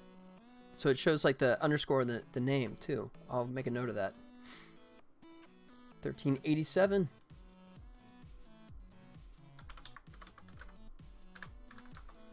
Challenged by. All right. So let's do it. Here we go. You won. Congrats. Boom. All right. Good job. Yeah, welcome to the game, man. Congrats on a good start. Oh, what did you get? Oh, speed up. Uh-oh. You're firing faster than me now. Look at this. He's accurate. Look at this. Making me earn it. So the reason I put in the secondary items, the corn and the hay and the sheep and all that kind of stuff, is I wanted to, if you had a situation where you were like behind, you didn't give up because you knew that the other player is going to start going after the other stuff to get greedy, right? So I'll take one stab at it. Oh, I missed it. All right, you can have it. I'm going to just keep going after your other stuff here. That's interesting. Why did the bar come up there? That's a quirk. Not sure why your repair bar actually popped up on the screen there. Excuse me. All right. So yeah, I'm going after all these secondary items so I can win more coins. Oh. And then a terrible shot. Uh-oh. Come on. How many times can I miss this stupid guy? Die, sheep. There it is. Clean slate. Sorry, buddy. There you go. I bet that on mobile devices is much better. Oh, I forgot to click a response. There you go. I gave it a little polite salute there for you. So yeah, so here's the thing that I was talking about, right? So I got a destruction bonus to 25 because I destroyed everything on the island, right? So I wagered 25 coins, but I doubled my bet. Because, good game, man. Because I destroyed everything on the island, right? And I added that, so it's a motivation for someone not to just like knock all the buildings out and just go for the victory, right? So that gives the losing player an opportunity to still climb back into the match and have a chance to win, right? Because you know that the other person is going to start going after the secondary items, right? To try and beef up the amount of coins they won, right? Hope that makes sense. Good game, man. Good game. I mean, you just started playing the game, and you were, like, right up there with me. And you got to remember, I've been playing this stupid game for 3 years now. Oh, that's embarrassing. Idea to upgrade your gun. Yeah. Well, you have this, customize. You want in games right here. You mean like this? There. So now I'll play as the dragon now. So you have this. It doesn't change the gameplay, but it does change the character. I decided this early on. I didn't want to really change the performance of the game, right? I didn't want to get a situation where if you're starting off and playing the game and you're playing someone that's been playing for forever and has everything maxed out and you just get destroyed, because you didn't have a fair chance, right? I hate those kind of games, So, but that's exactly what's going on here is that these characters get unlocked with gems, right? And gems are a little more rare. You get 10 gems when you progress on to your next level. And levels occur by playing games and you win villagers. Every time you play a game, you win more villagers, right? Anyone else in chat has a mobile with rounded edges? Experienced any issues pulling at the way to the edge? Ooh. Wow, okay, I hadn't even thought about that. I will have to test that again. Okay, yeah, let me know. Excuse me. It's... One of the challenges of making a mobile game these days is to make sure that it works for every aspect ratio known to man, right? And that's always a challenge, because there's just so many permutations. So you have to make sure the island fits, and all the buttons fit, and still looks visually, aesthetically pleasing, right? So, I mean, it's always this tough balancing act. Good game. Yeah, good game, man. So, that's... Yeah, so that's kind of the setup there. Excuse me. So, oh yeah, I want to change that challenge by not guest underscore blah, blah, blah. So I want to change that for sure. Okay. That's interesting. Oh, okay. Could probably fix that right now. Oh, and I don't know if you noticed too, because we were playing a challenge match, right? Because we weren't playing a random match. He specifically challenged me. So as a result, I didn't actually win any additional villagers, right? That's another thing I do because I didn't want to have a situation where you could farm villagers by just having two tablets next to each other, right? And you just kind of like, you keep playing each other and you just like have one person automatically lose, the other guy wins all the villagers and the other guy, wins a little bit, right? So, all the winning the villagers and the bonus stuff that primarily comes in, it looks very nice. I'm working a lot on my project. I need to relax my mind watching others developers on Twitch. That relax me a lot. Thanks, I appreciate that. Oh yeah, thank you, OP Scripter. Yeah, you beat me to it. Please, if you guys want to share what you're working on, I'm all ears, man. I think I've demonstrated in the past that if you guys have stuff to show, I'm happy to throw it up there, and take a look at what everyone else is playing with, for sure. Alright, so I'll visit that later. I guess I could take a look at that now. This should be a simple fix. So let me come back to my menu. Let me do it this way. You have been challenged. That should be enough. Nope.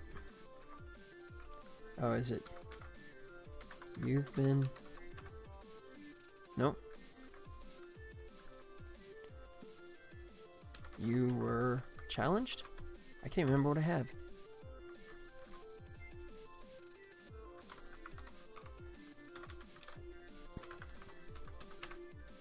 There it is.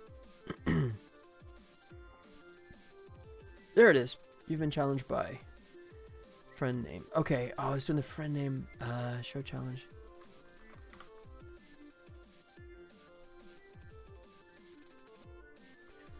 Crud. It's okay. Okay, I need to change how it sends that info. Alright. Project is similar to Table List. Point is when tourists around the world come to my city, they will know everything, where to go, eat, drink, party, etc.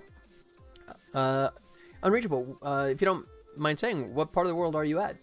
I think I say it all the time, but I'm here in Las Vegas, Nevada. I'm here in Sin City in Las Vegas, so I mean, we got tourists wall to wall. We have plenty of tourists here. Belgrade. Oh wow. Oh wow, that's cool. So yeah, you're like opposite time zone from me pretty much. In Serbia. Oh, that's fantastic. That's cool. Sounds like a really cool app though.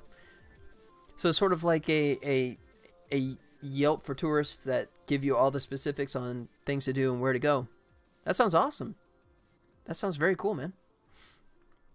It's not 1:15 at night. Okay. Well, 4:13 here. It's now. Okay. So, yeah, I guess what is that? 8, 9. Oh, you're 9 hours ahead of me. Okay. Oh, cool. Nerdit, you're in Australia. Nice. Yeah, there's let's see. My father's actually Serbian. Oh, cool. Nice connection. Yeah, there's another guy that comes out here, Walk and Talk, and Stephen Hawkins. He's also from Australia too. I assume the AU is Australia, not Austria. I hope I didn't screw that up. Nice. Cold, but it's okay. Yeah. Yeah, we've been cold here too. I mean, you always think of like, you always hear of Las Vegas being like the hot desert, but last night we were like in the 40s and we actually had some snow, which is unusual, but yeah. I came here for the heat. I didn't come here for the cold. I'm not a big fan of the cold. Alright, so I need to send the proper names here. Alright, so I will come to LA this year. Oh, nice! I spent 12 years in Los Angeles. I can give you suggestions on where to go and, what not to do, I guess, but I'll be happy to give you some info. I still go back there. I do animation. I've been doing animation for 20 years, and I just finished a job this morning for a Netflix TV show, which I'll talk about later on. But yeah, it's, you know, that's been a bread and butter for me. Actually, I'm gonna do a quick restroom break, but hang tight, guys, and I'll be back in just a second.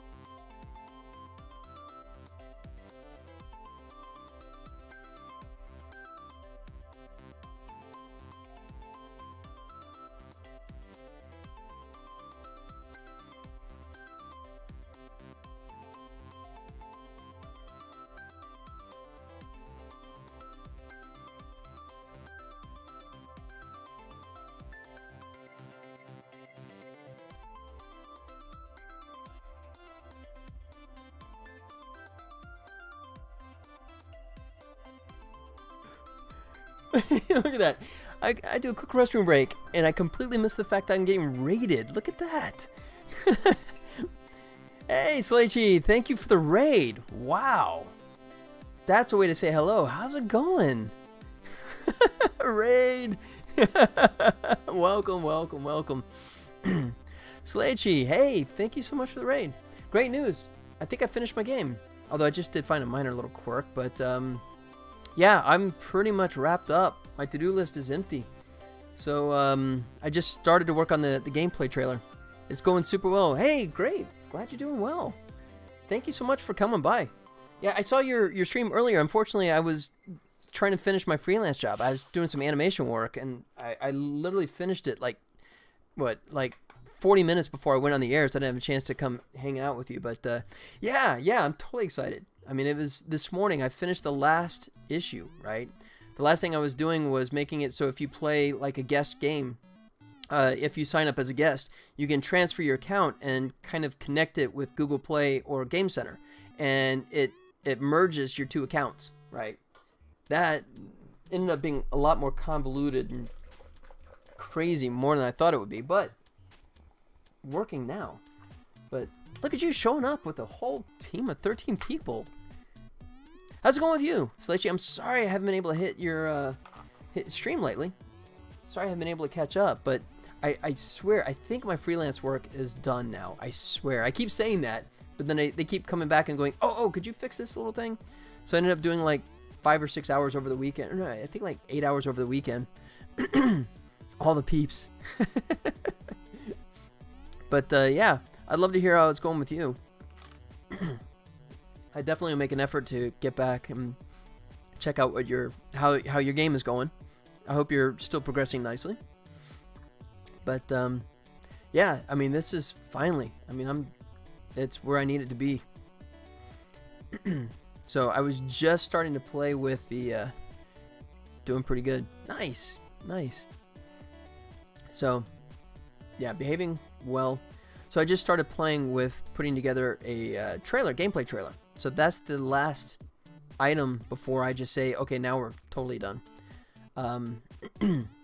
And I don't have any footage, new footage. So I was just taking some old temp footage I had. I just started dropping that in the background because I didn't want to do like trying to do game capture while I was trying to stream. I just figured that would just break all kinds of stuff. So, but I was just starting to play with this thing. And then some other people were asking about the game, so I kind of started playing with that. But and yeah, just where's my yeah? So I got my script handy, right? I got the stuff I'm gonna add and talk about. I got this. Where is it?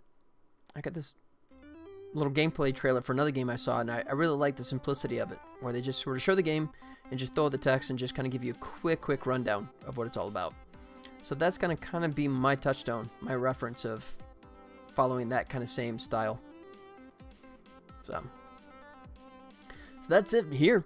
Just trying to plow through the stuff. I just started working on this. I think that might work. Let's see.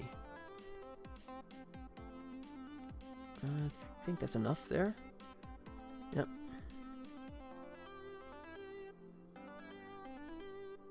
So we're gonna make all the text and graphics and all that kind of stuff. So it's gonna be like monotonous, I think, but gotta get through this. Gotta get it done. Let's save as PNG. Actually, let me start off with a PSD. I'm gonna change it afterwards. Images. Welcome, Raiders. Thank you, OB Scripter. Yeah, I gave a verbal welcome, but yeah, thanks for that. Yeah, definitely. Thanks for hanging out, guys. Thanks for coming and visit. You know what? Actually, I guess I should do a quick intro. OB Scripter, you still got a game handy? You can do a challenge on me, or nerd it, if you guys want to do a challenge so I can demo the game here. Otherwise, I'll just play the computer. But, so just give you guys an idea, you should make it in the game menu. The camera orbits the island around and around, but very slowly. Here's the problem with that. I'll show you why I'd like to do that, but probably not a great idea. Because, here's the Deep Dark secret. The buildings are actually 2D sprites. So, if we rotate around the island, then you realize it's all a hoax. So, this, you know, the cake is a lie. So, you know, I would have to do the old Doom trick. And I'm a raiding robot. Yep. Yeah, we're in a raiding robot. Yeah, so, it's a lie. The cake is a lie. So I did that just to help with the frame count, you know. There's no reason to, like, beef up the polygon count, and this way I was able to get a lot of detail without, you know, also 2D lagging. So yeah, the only thing that's 3D in the game are items that have any, well, I mean, the island, of course, but anything that rotates, right? So the launcher, the villager, and the sharks in the background, right? Those are all 3D objects, right? Since they're physically, you know, moving around, you know, in 3D space. But yeah, aside from that, everything else is just total cheat. So I don't think it would lend itself well. But, so, okay. I'll just go ahead and fire off a game here. I'll do an online game. And I'll be probably playing a robot, since there's not a big user base yet. But my goal is to make the AI play just like a human. So if you have to play a human, it still feels like you're just playing a regular match. So the ultimate objective, I say it's like Angry Birds, kind of multiplayer Angry Birds. And you're aiming for the bouncing buildings, because these bouncing buildings right here power the force field.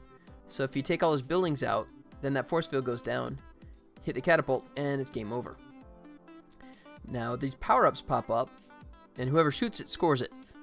Boom, there you go. So for 15 seconds now, or 20 seconds rather, I changed that. 20 seconds, now my villagers are actually working twice as fast. So you can see I'm just like wailing away. So I got this nice big bonus here. Like that. Boom. So, and you can see he sent out villagers to repair his buildings. Right? You could do that, but then the catch is the more guys you send out, that means the fewer you have left on your catapult. So it takes you longer to reload and to be able to fire again. Oh, this is a fun little power-up. Check this one out. If I hit it, boom. Now my buildings are covered in fog. So for 15 seconds now, he's kind of shooting into the clouds randomly. Why does the blue tower on the right cast a shadow on the building left next to it? Because it's a 2D sprite. Because it's a sprite that's just sort of like, you know, the shadow is actually texture baked into it. So, you know, it's a cheat. That's why. I will challenge you next. Oh, okay, cool. This rules. Thanks, man. Yeah. So yeah, unfortunately that's okay. Now you see he restored a building, so you see his force field came back on. Oh crud, and he's down to 2 buildings. I hit this one again. There you go. Now you're shooting in the clouds again, buddy. Oh look at that, he shut. Look at that, he sent everyone out. Let me just like see if I can hit him in time. Reset his work. Oh, I missed. Shoot, he's gonna get the building up again. There it is. So you can actually hit him, and you can see it stuns them, and they all kind of have like different reaction rates. Like that. And then ultimately you want to take out the other secondary items that are floating around here, because the more stuff you destroy, the more coins you win when you play a match. And you can see all the bonus coins I got going on there. Like that. There you go. So yeah, you see at 47, and then this is going to finish him off. It's going to give me a bonus 3 points, and then so I'll 50, which would be double the match value. There, game over. But you can make the building left next to it slightly closer to the screen right, so the shadow sprite lands behind it. Yeah, I can. But the buildings are the islands are actually built dynamically, right? So let me show you. You can sort of put the buildings wherever you want. Oh shoot. Yeah, a little too soon there. Do customize. Yeah, so you can place the buildings wherever you want. So I can't necessarily guarantee where the position is, and I need it to be in a consistent spot, right, in each one of these little hex spaces. So that way the AI can... there he goes. All right, buddy. Whoa! I'm getting challenged by everyone. Oh, wow. Okay, that's interesting. I've never had that before. I've never been challenged multiple times by multiple people, and I think it's canceling each other out. So, all right. So, hang tight. One person give... There you go. 1388. Sorry, the challenge is no longer available. Why is it... Wow. Why is it canceling out? Accept. Okay, I accepted someone's. 1388.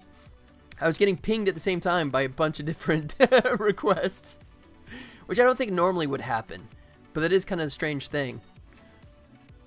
All right, so I can't remember who 1388 is, but we're going to town right now.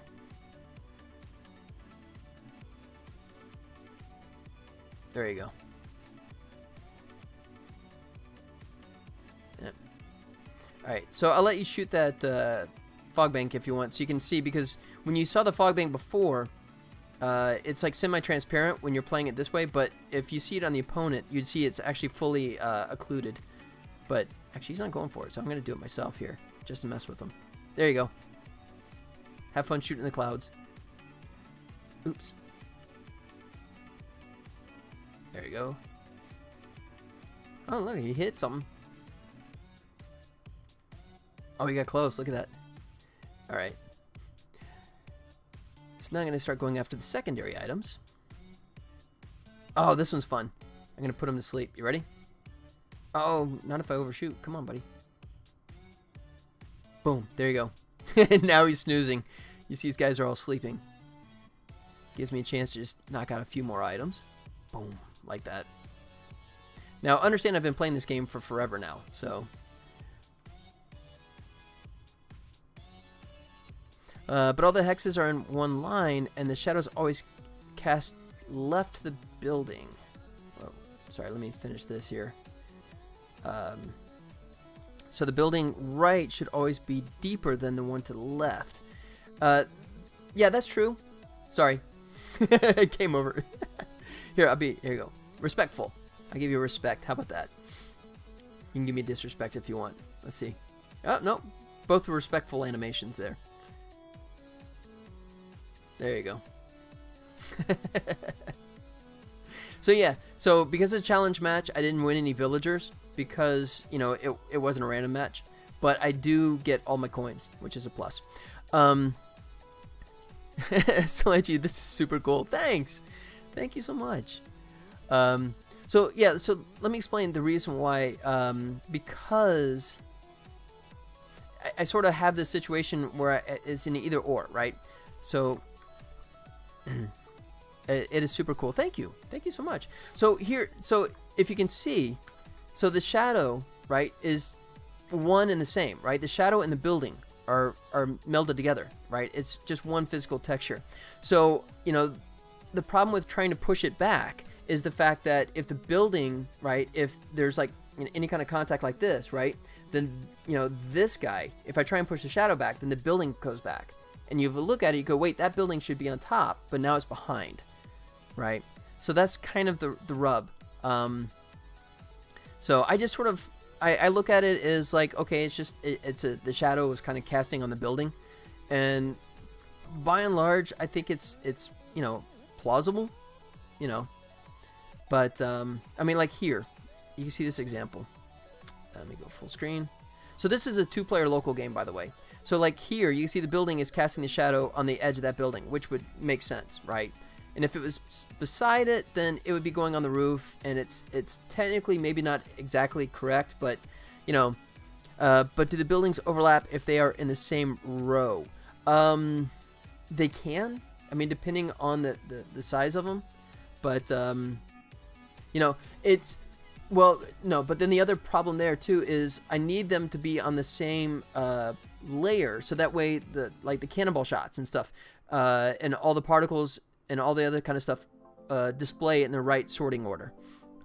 I didn't notice it, to be honest, but yeah, it's, you know, it's, you're the first, actually, honestly, you're the first person to kind of mention that the shadows technically aren't technically correct, and I mean, that's true. This would be going down a rabbit hole. Yeah, you know, I mean, if you want to nail me for something, and this is funny, I'll say this out loud because no one said anything. You know, if you want to nail me on something, how about the fact that the villagers don't physically fit in the houses? You know, I mean, originally I did have the villagers like scaled to the house size, but then I realized if you play it on a phone, they're just little ant. You know, they're like 2 pixels big. So then I scaled them up, and I went, oh crud! Now they don't fit in the houses. Now it's kind of like, yeah, oh well. So, you know. So, I mean, if you know, that's the thing I'm used to from playing NO. Yeah. Okay. There you go. But yeah, okay. I look at it this way. Yes, you're totally right. You're totally right that technically that shadows should not overlap. But I just, the amount of things that it could break in terms of other layers versus trying to get that overlap, it's, to me, it's not worth the, like you said, the rabbit hole. Sizes never match up. Yeah. So by the way, this is a 2-player game, so, you know, you can actually play this with your friend at the same time on the same device. Yeah, I see that. Yeah. So, oh, let's see. See if I can hit one. Hit with the fog bank. Let's see. Boom. All right, so that knocks him out.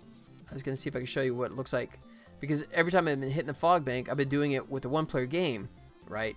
And there's no reason for me to hide your buildings if you're playing a 1-player game. So I make it semi-transparent so you can actually keep track. But in this situation, here, perfect. Watch this. Oh, well, okay, it helps when I actually hit it. Hold on. There. See, this is what you normally see. So this the other person now is just totally shooting in the dark. They're like, okay, maybe here somewhere. You know, I missed everything there.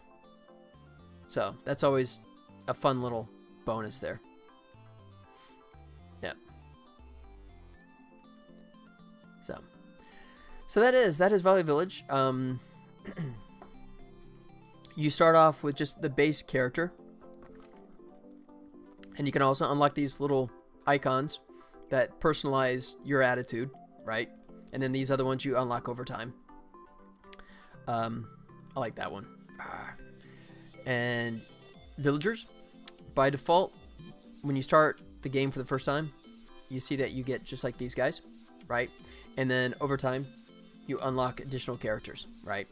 And there's a slight performance difference, but it really is nothing. It really is primarily just a situation of just changing the graphical, you know, the graphical look to it. And each one of these has their own different distinct animations, you know, and same for launcher, right? It's more of a cosmetic change, but you do win bonus coins if you invest in these guys. And these guys you purchase through gems.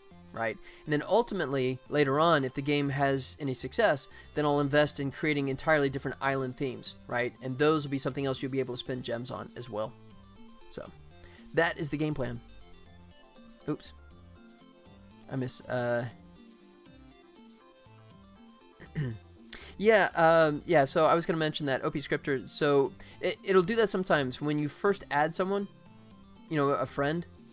So if you go online game, and if you add a friend, sometimes it'll pop up initially, and it'll say they're offline, and it just, for some reason, it takes a moment for it to register and see that they are, you know. Sounds good. Thanks, Leachy. Thank you much. So yeah, don't be surprised if your friend goes, dude, I'm online. It goes, no, it says you're offline, you know. But then if you do a refresh or just give it a moment, it'll come up and it's like, okay, now you're online. I am stuck at the game ending screen. Oh, really? You don't see the OK button showing up? That's not good. What were you playing? Is it a one player or an online game? What did you play? Or, oh, was that, because you could play either like local 1-player, 2-player, or online. Let's see.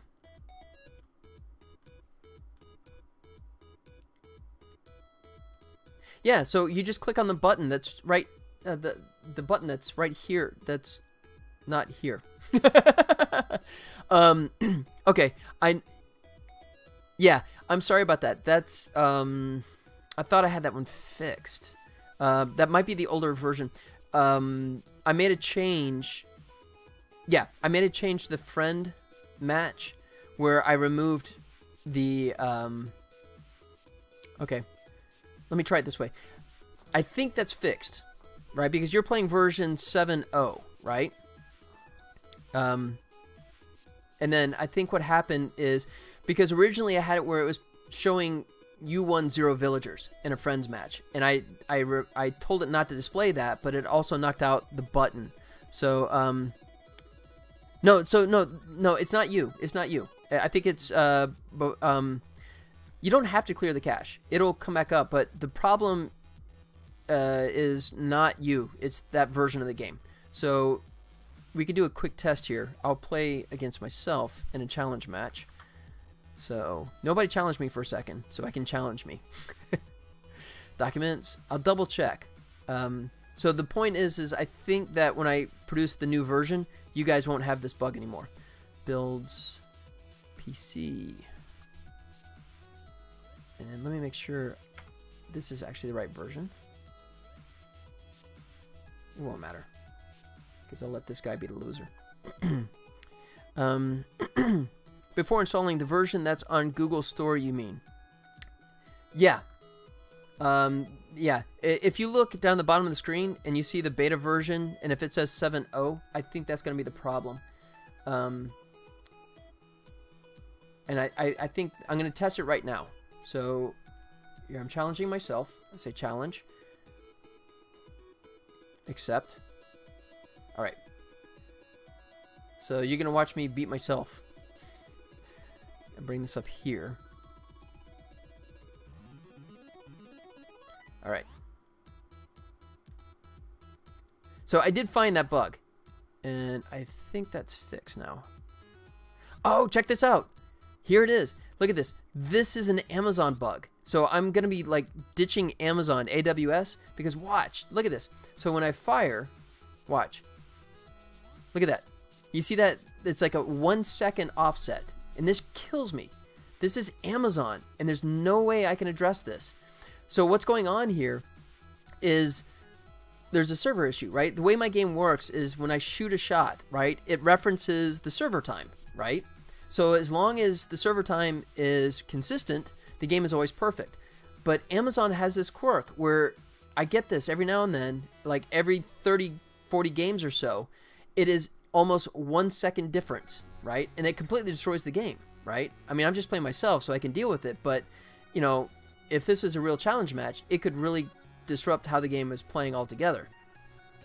You know, so I'm actually dumping Amazon. I'm gonna have to switch. I'm gonna run my own server here in my house, at least in the beginning. You know, if the game starts blowing up on me, then I'll have to move it off to some other service. But does the 1 second turn to 2 seconds? No, that's the thing. I could let this sit here, right? Oh, VI66, by the way, hello, how's it going? No, here's the funny thing. I could leave this. I could walk away and leave this for like 5 hours, right? Come back, and this time difference would still be exactly the same. That offset. It does not increase. It does not decrease. It is just off, right? It is, and it's something to do with the way, you know, Amazon handles their virtual servers. And for whatever reason, there is a virtual server iteration that is, its server time is just off, just by a second. Hey, we had a follow there. Let me move this out there. Zvura, hey, is following. Thank you so much for the follow. Thank you so much. I appreciate that. That's interesting. Yeah, I know, it's fascinating, but it's terrifying because my game is so simple, right? This is my first multiplayer game, and the way my game works is, yeah, no problem. Thanks, man. Thank you so much. So here's what it does. When I fire, right, I'll aim for a building here, right? And I let go. I send, okay, I think that's going to be the problem here. I'm going to display in just a second. So I send the velocity, I send the direction, and I send the server time. And the beauty thing of that is that, and that's it, right? You know, from that point on, the other player doesn't get any information, no updates, right? And so what happens is the other player looks at its own server time and it says, oh crud, it took me 1.5 seconds to get this information. So then the bullet snaps into place, right? And that's what you're seeing here too, is that's why you see the shot snap like that, because it's trying to catch up to the server time. But because that server time is 1 second difference, there's nothing I can do, right? Except tell Amazon to take a flying leap. So, and it only happens occasionally. All right, so here we go. So I'm going to say like, oops, there, game over. All right, I'll say respect, respect. Now, I should see the OK button. You lost. Whoa, nope, still broken. What the heck? I had that fixed. I swear that was working. Okay, good. Better to find it now than after I send it out to the public, right? All right, thank you so much. I'm gonna put that on my, okay. Let me clean up my list here. Put this down here. There you go. My to-do list now has something. And which is funny because I think this only comes up in a challenge match. If we would have been playing a random match, we would not see this. Challenge game. You lose. Doesn't show OK button. All right. So when I said I was done with the game, I lied. That's actually, that should be pretty fixable. But yeah, OP Scripter, thanks for calling me out on that, man. I swear I put the fix in there, but it seems to unfixed itself. I'm not sure how. Let me see if I can bring that back here. All right. All right, come back in here. Opponent quit. You lost. Online. Game over menu.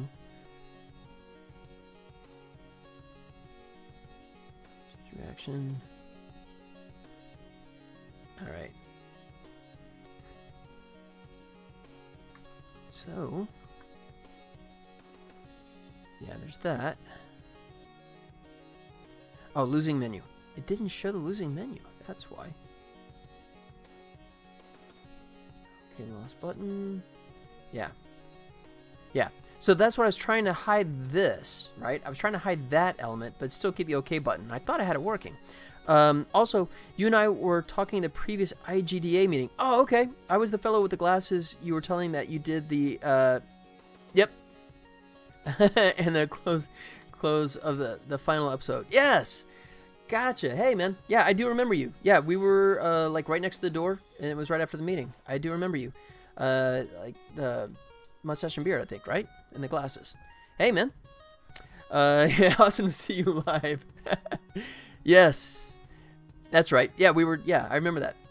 And we were talking to also, it was Yumi, and then we were also talking to Kevin and his wife Tina. I think it's Tina. But yeah, good to see you again, man.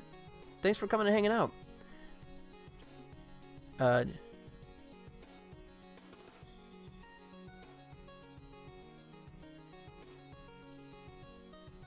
Or is this Kevin? Oh man. You too. When you're on, okay, cool, man. Monday, Wednesday, and Friday, beginning at 1 p.m. and going till, I say 4, but then, no, but you and I were talking, but Kevin and his wife were right beside us. So it was, we were talking, I was talking to them initially, and then you came up and you and I started talking too. So I did have that right.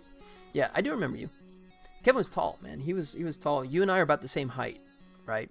But Kevin was taller than us. But IGDA, I love those meetings, man. All right, so this is the culprit. Correct. Yes. So what I was trying to hide was this, right? Because if you're playing a challenge game, you don't get villagers. So what I did was I turned off the losing menu, and by doing so, boom, you see that it completely nuked the OK button. But I thought I put the code back in to fix that. So let me find, this would be in game over. Be over in this section. All right.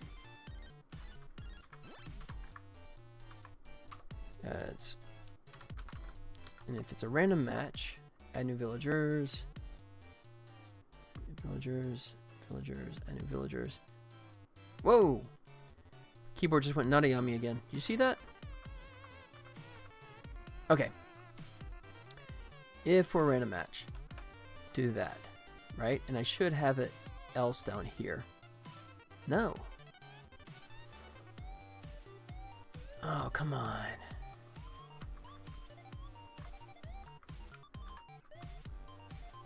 Not random match. Really? That's bizarre. I swear I put the code in there. I swear I had it in there. Okay, well, I'll just do it where it was.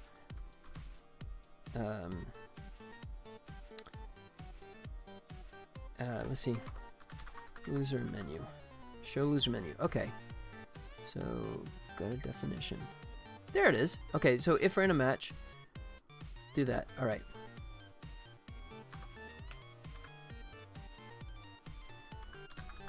Else.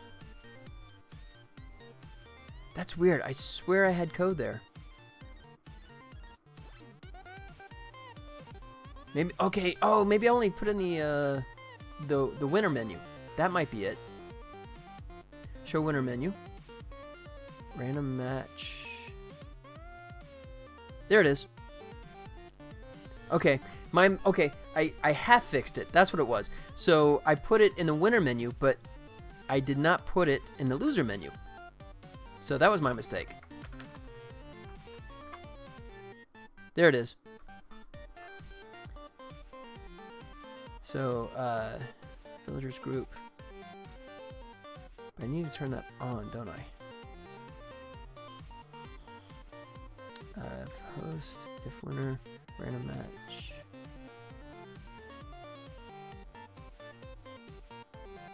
Losing, set true.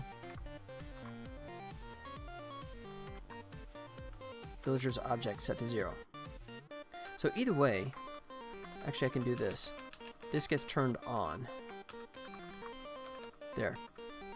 So that's redundant. There. There it is. We're fixed. That's it. That fixes it. I will test just to make sure. But that's it. So I dropped it in, but I only dropped it on the winning menu side. So I'm not going crazy. I did add the code, but just not to both sides. That was a whoops. Okay. So we'll try this one more time.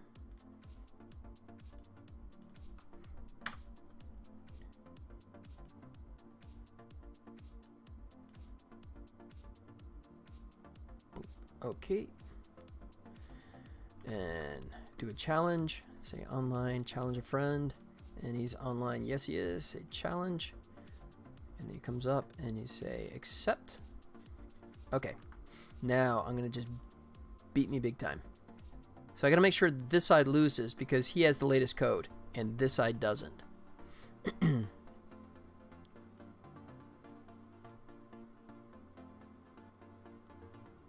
All right.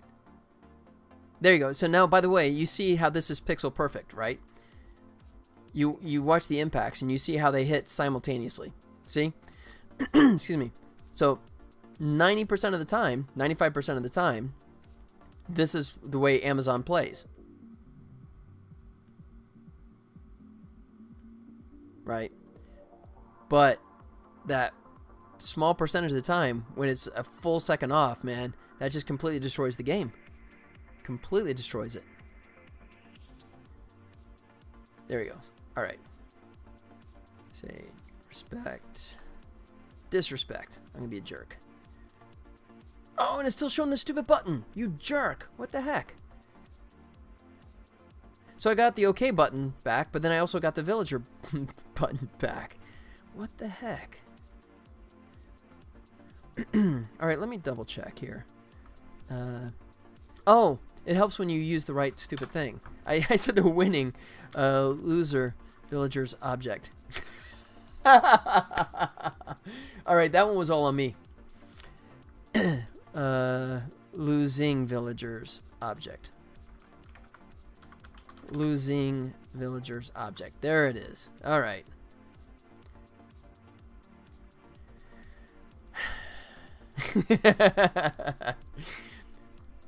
Third time is the charm. Here we go. I'm telling you, this is it. Oh shoot, it's 10 till 5. Okay, I'm gonna have to duck out here pretty soon because I gotta meet the missus. We're gonna go see Spider-Man finally. All right. Online game, challenge friend, guest, challenge, accept. You see I delay, by the way, the accept and decline buttons. I delay those, so in case you're in the middle of pressing something, when the stuff pops up, I don't want... Oh, it is? Can't wait. I'm looking forward to see it. I'm so far behind on my movie going. But yeah, I gotta see that. I'll gotta see How to Train Your Dragon 3 too. Rave reviews on that, so that's on my list as well. But yeah, I'm looking forward to it. Oh shoot, I'm doing the wrong thing, aren't I? Oh crud. I'm just wailing away and not realizing that I need this guy to win. Whoops. Yeah, but at least it's in sync again. That's scary. So, and that's the other thing I have to test now, is I have it set now where the game dynamically looks for the IP address every time the game starts up. Excuse me. So I can, right now the IP is pointed at Amazon, but I can change that on a moment's notice. So I'm going to test it to make sure it's working once I get my PC set up here. And once it's good, then I'll repoint all you guys so you won't have that bust and match thing going on. Okay. So I'll go disrespect. Disrespect. There it is. Yeah. So here we go. We have the U1 menu, and you see that it does not display any bonus villagers. The U lost menu and the OK button now displays correctly. Hawk! Yes! I am done. I just found a minor bug, but here you go. To-do list.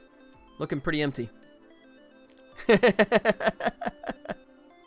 You should ask us to capture some gameplay for your trailer, then send it to you so you can use it. Yeah, if you guys want to do that, I'm totally up for that. That would be awesome. I'm gonna just capture a ton myself, but if you guys want to like capture some stuff and send it to me, yeah, that'd be awesome. I would love that. But yeah, so that fixes that. So, yeah, done. I can't believe it. It's a shocker. But I had that one little quirk that I found. What? If you guys were watching long enough, I think I found 3 little minor quirks. Although that one was a showstopper. Having no ability to hit the OK button. That was a miss on my part. I fixed the code halfway there. If you won, then you had the ability to say, okay, if you lost, you were screwed. So the rule of thumb is when you do a challenge match, never lose. But yeah, that's good. That's fixed. So yeah, I just started playing with working on the gameplay trailer, but came back when we were showing the game a few times, and didn't get much headway yet, but I'll get there.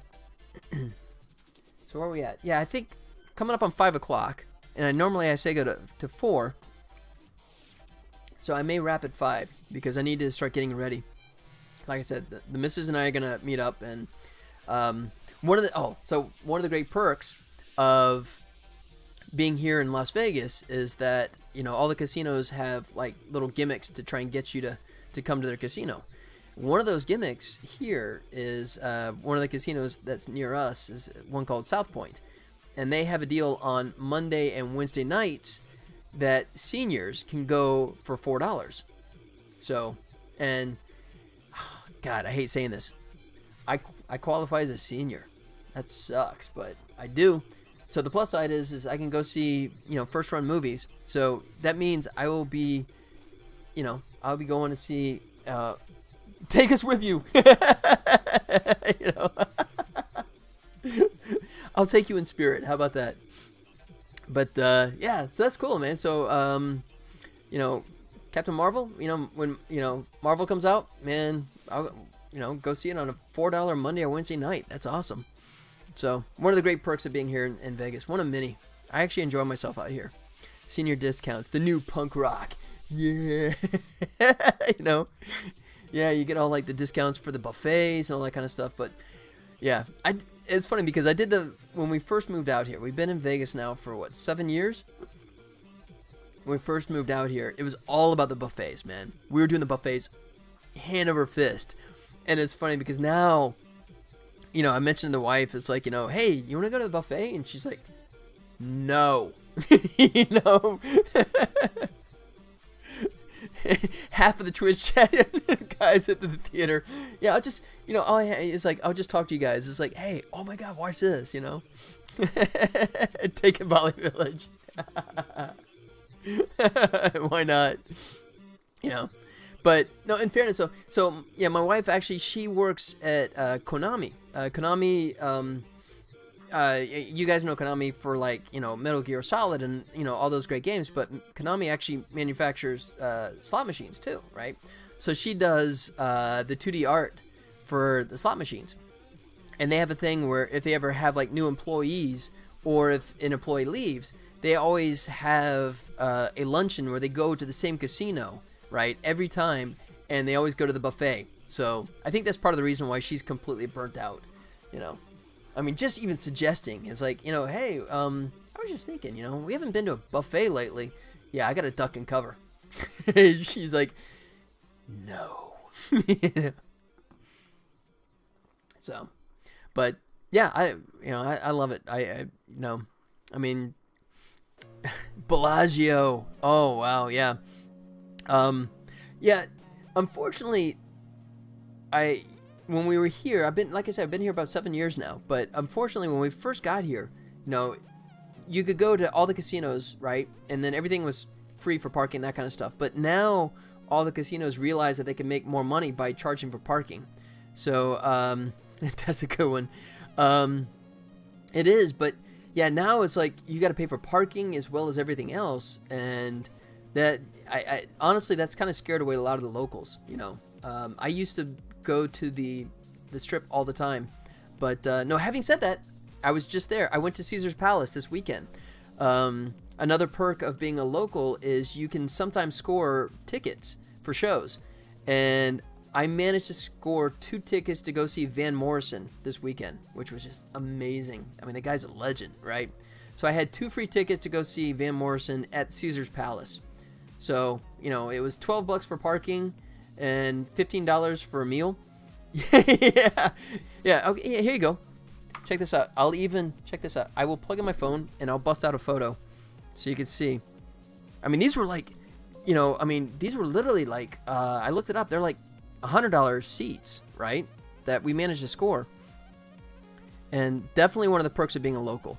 And you have to be local to get these tickets. It's a website called House Seats, and allows you to do that. But let me see if I can bring this up here, because this was so cool. Let me move this over. I went to see Blue Man Group in December. Oh, nice. Heyo. Oh, Hannibal. Hey, welcome, man.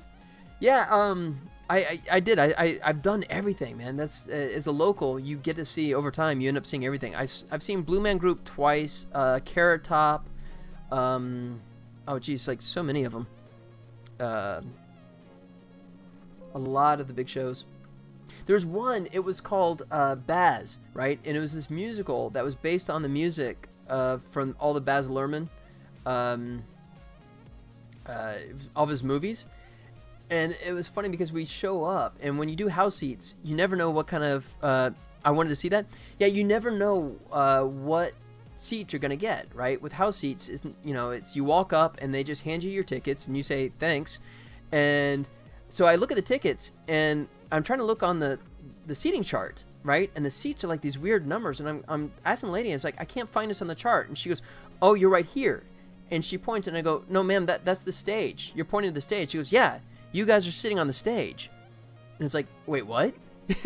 And we literally sat, for Baz, we sat on the stage. I'll see if I can dig those photos up if you want to see it. It's actually a blast.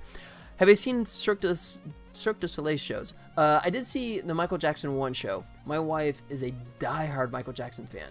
So we went to see that a few years ago. I think she saw Ka. I think she's been a couple. But I think Michael Jackson 1 is the only Cirque du Soleil show I've seen here in Vegas. I've seen some other ones over the years, but I saw a couple when I lived in Los Angeles. I went a couple times to Cirque du Soleil. But that's always a fascinating show. Let's see. Let me see if I find the right ones here. 21, 26, 12. Is this right? Let me see if that's even the right one here. Hold on. Yeah, there you go. There is that is the man himself, right? That is Van Morrison playing the sax. Look at that. Will you do events for your game? Christmas events? Yeah, it's possible. I mean, if Tournament of Kings. Funny you should mention Tournament of Kings. We're gonna go on the 23rd. Is a belated Valentine's Day. She and I were gonna go to Excalibur and just kind of spend the night there, kind of a local staycation thing. And we're gonna go see Tournaments of King. I got some Groupon seats for that, so we're gonna go see that show. Let's see if I have a couple more here. There you go. So yeah, so this is Van Morrison, like that. Let's see. We're also let's see if I can find the Baz shots. If you want to see the Baz Luhrmann shots, you just see what that was like. Let's see if I find it. I don't even know how many years ago that was, but hang tight here for 1 second. But yeah, it's the website is called House Seats, and let's see. Oh yeah, check this out. This was a thrill for me. Check this one out. Oh, this is all music videos, but I can still show it. Okay, so I'm like 8th row, right? And that gentleman right there, that is the director, John Carpenter, doing a John Carpenter musical tour where he plays music from all his best movies. Look at that, man. That is John freaking Carpenter, man. Doing like Assault on Precinct 13, Halloween, right? All the classics. It's good, but food was kind of meh, but can't complain because it's included. Yeah. Yeah, you don't expect much for that, you know. I mean, because it's dinner and a show, right? You never expect the dinner to be that amazing. But there you go, man. Oh, Christine. So here's John Carpenter doing Christine. So that was... When was that? That was, 2 years ago. Or a year and a half ago. Let's see. So is that... see if I can find... Oh yeah, Beatles show. There you go. So they have a little Beatles show. There you go. Oh, look at those. Those are some awesome seats. Look at that. I forgot about. Look at that. We were like 4th row for the Beatles show. That was awesome. Let's see. So it wasn't that one. So is it here? Unless I just didn't break it out. Let's see. Yeah. Oh, okay. That's fuzzy. But see if I have a better shot. Yeah, there's Dennis Miller live in concert. Let's see. So, I don't know if I can find it. Hugh Lewis? Alright, so it might be in my mixed. I'd have to dig it out, unfortunately. But, so yeah, that's, anyways. I guess the whole point was the fact that there's some fantastic perks of being out here in Vegas. It's 2 a.m. I'm off to bed. Yeah, I need to head out myself, too. OP Scripter. Yeah, thanks for coming around, buddy. Thanks for coming around. Great to see you again. I'm glad you can make it out. So, let's see. I'll close that down. So, oh, and by the way, Hawk, speaking of, so I'm going to do an updated version, but the version that's out there right now does have some obfuscation plugged into it. So if you want to take a whack at the versions that's out there now, at least the PC and the Android version have obfuscation built in. So if you want to take another swing at that and, you know, at your leisure, if you want to see if you can dig through that and just wreak havoc, and anyone else too, I give full blessing. If you guys want to pick the game apart, okay, we'll do. Awesome, man. Thanks, man. And just let me know what you think. If you can rip the assets, that's fine. You know, the only thing I'm concerned about is trying to make it where you guys can't cheat the game when you're playing other people. That's the thing I'm most concerned about. You know, if you can steal coins, if you can steal gems, that's fine. You know, if you're going to steal it, then you aren't going to be a paying customer anyways. But if you can mess up the game where you can cheat against the other player, then I'm concerned, right? So that's what I'm trying to keep an eye out for. And I've added obfuscation and value verification, right? So hopefully now the the values will stay more intact, right? It's plug in the newest one in the description. Yes. I just updated the same one, so it's the same name. I didn't version up, but it is the latest and greatest. If you download it, you should see a timestamp that should read just a couple days ago.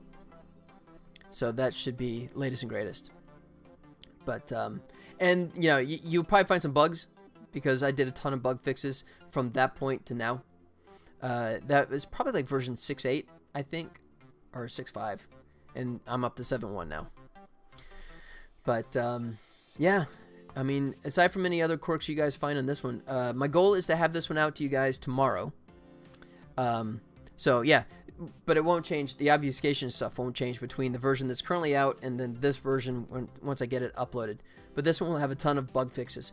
Excuse me. And this is the one I'm putting out there to say, hey, as far as I know, this game is solid.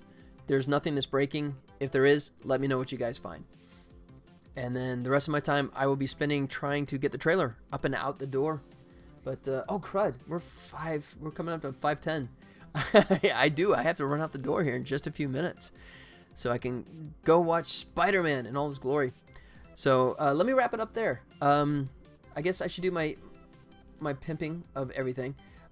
Please, guys, if you want to say hello to me, there you go. Easiest way to reach me is on Discord. I have Discord running pretty much 24/7, so reach out to me there. I'm always accessible unless I'm sleeping, as I say.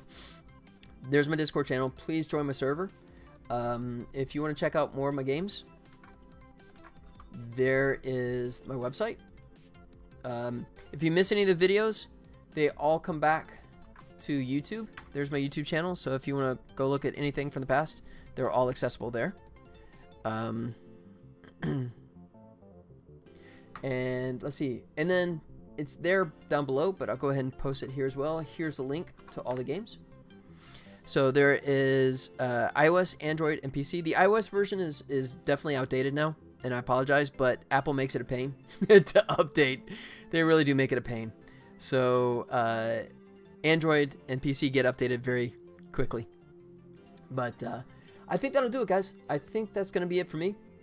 Thank you so much for hanging out with me. So cool having you guys to chat with. Makes it so much more enjoyable for me.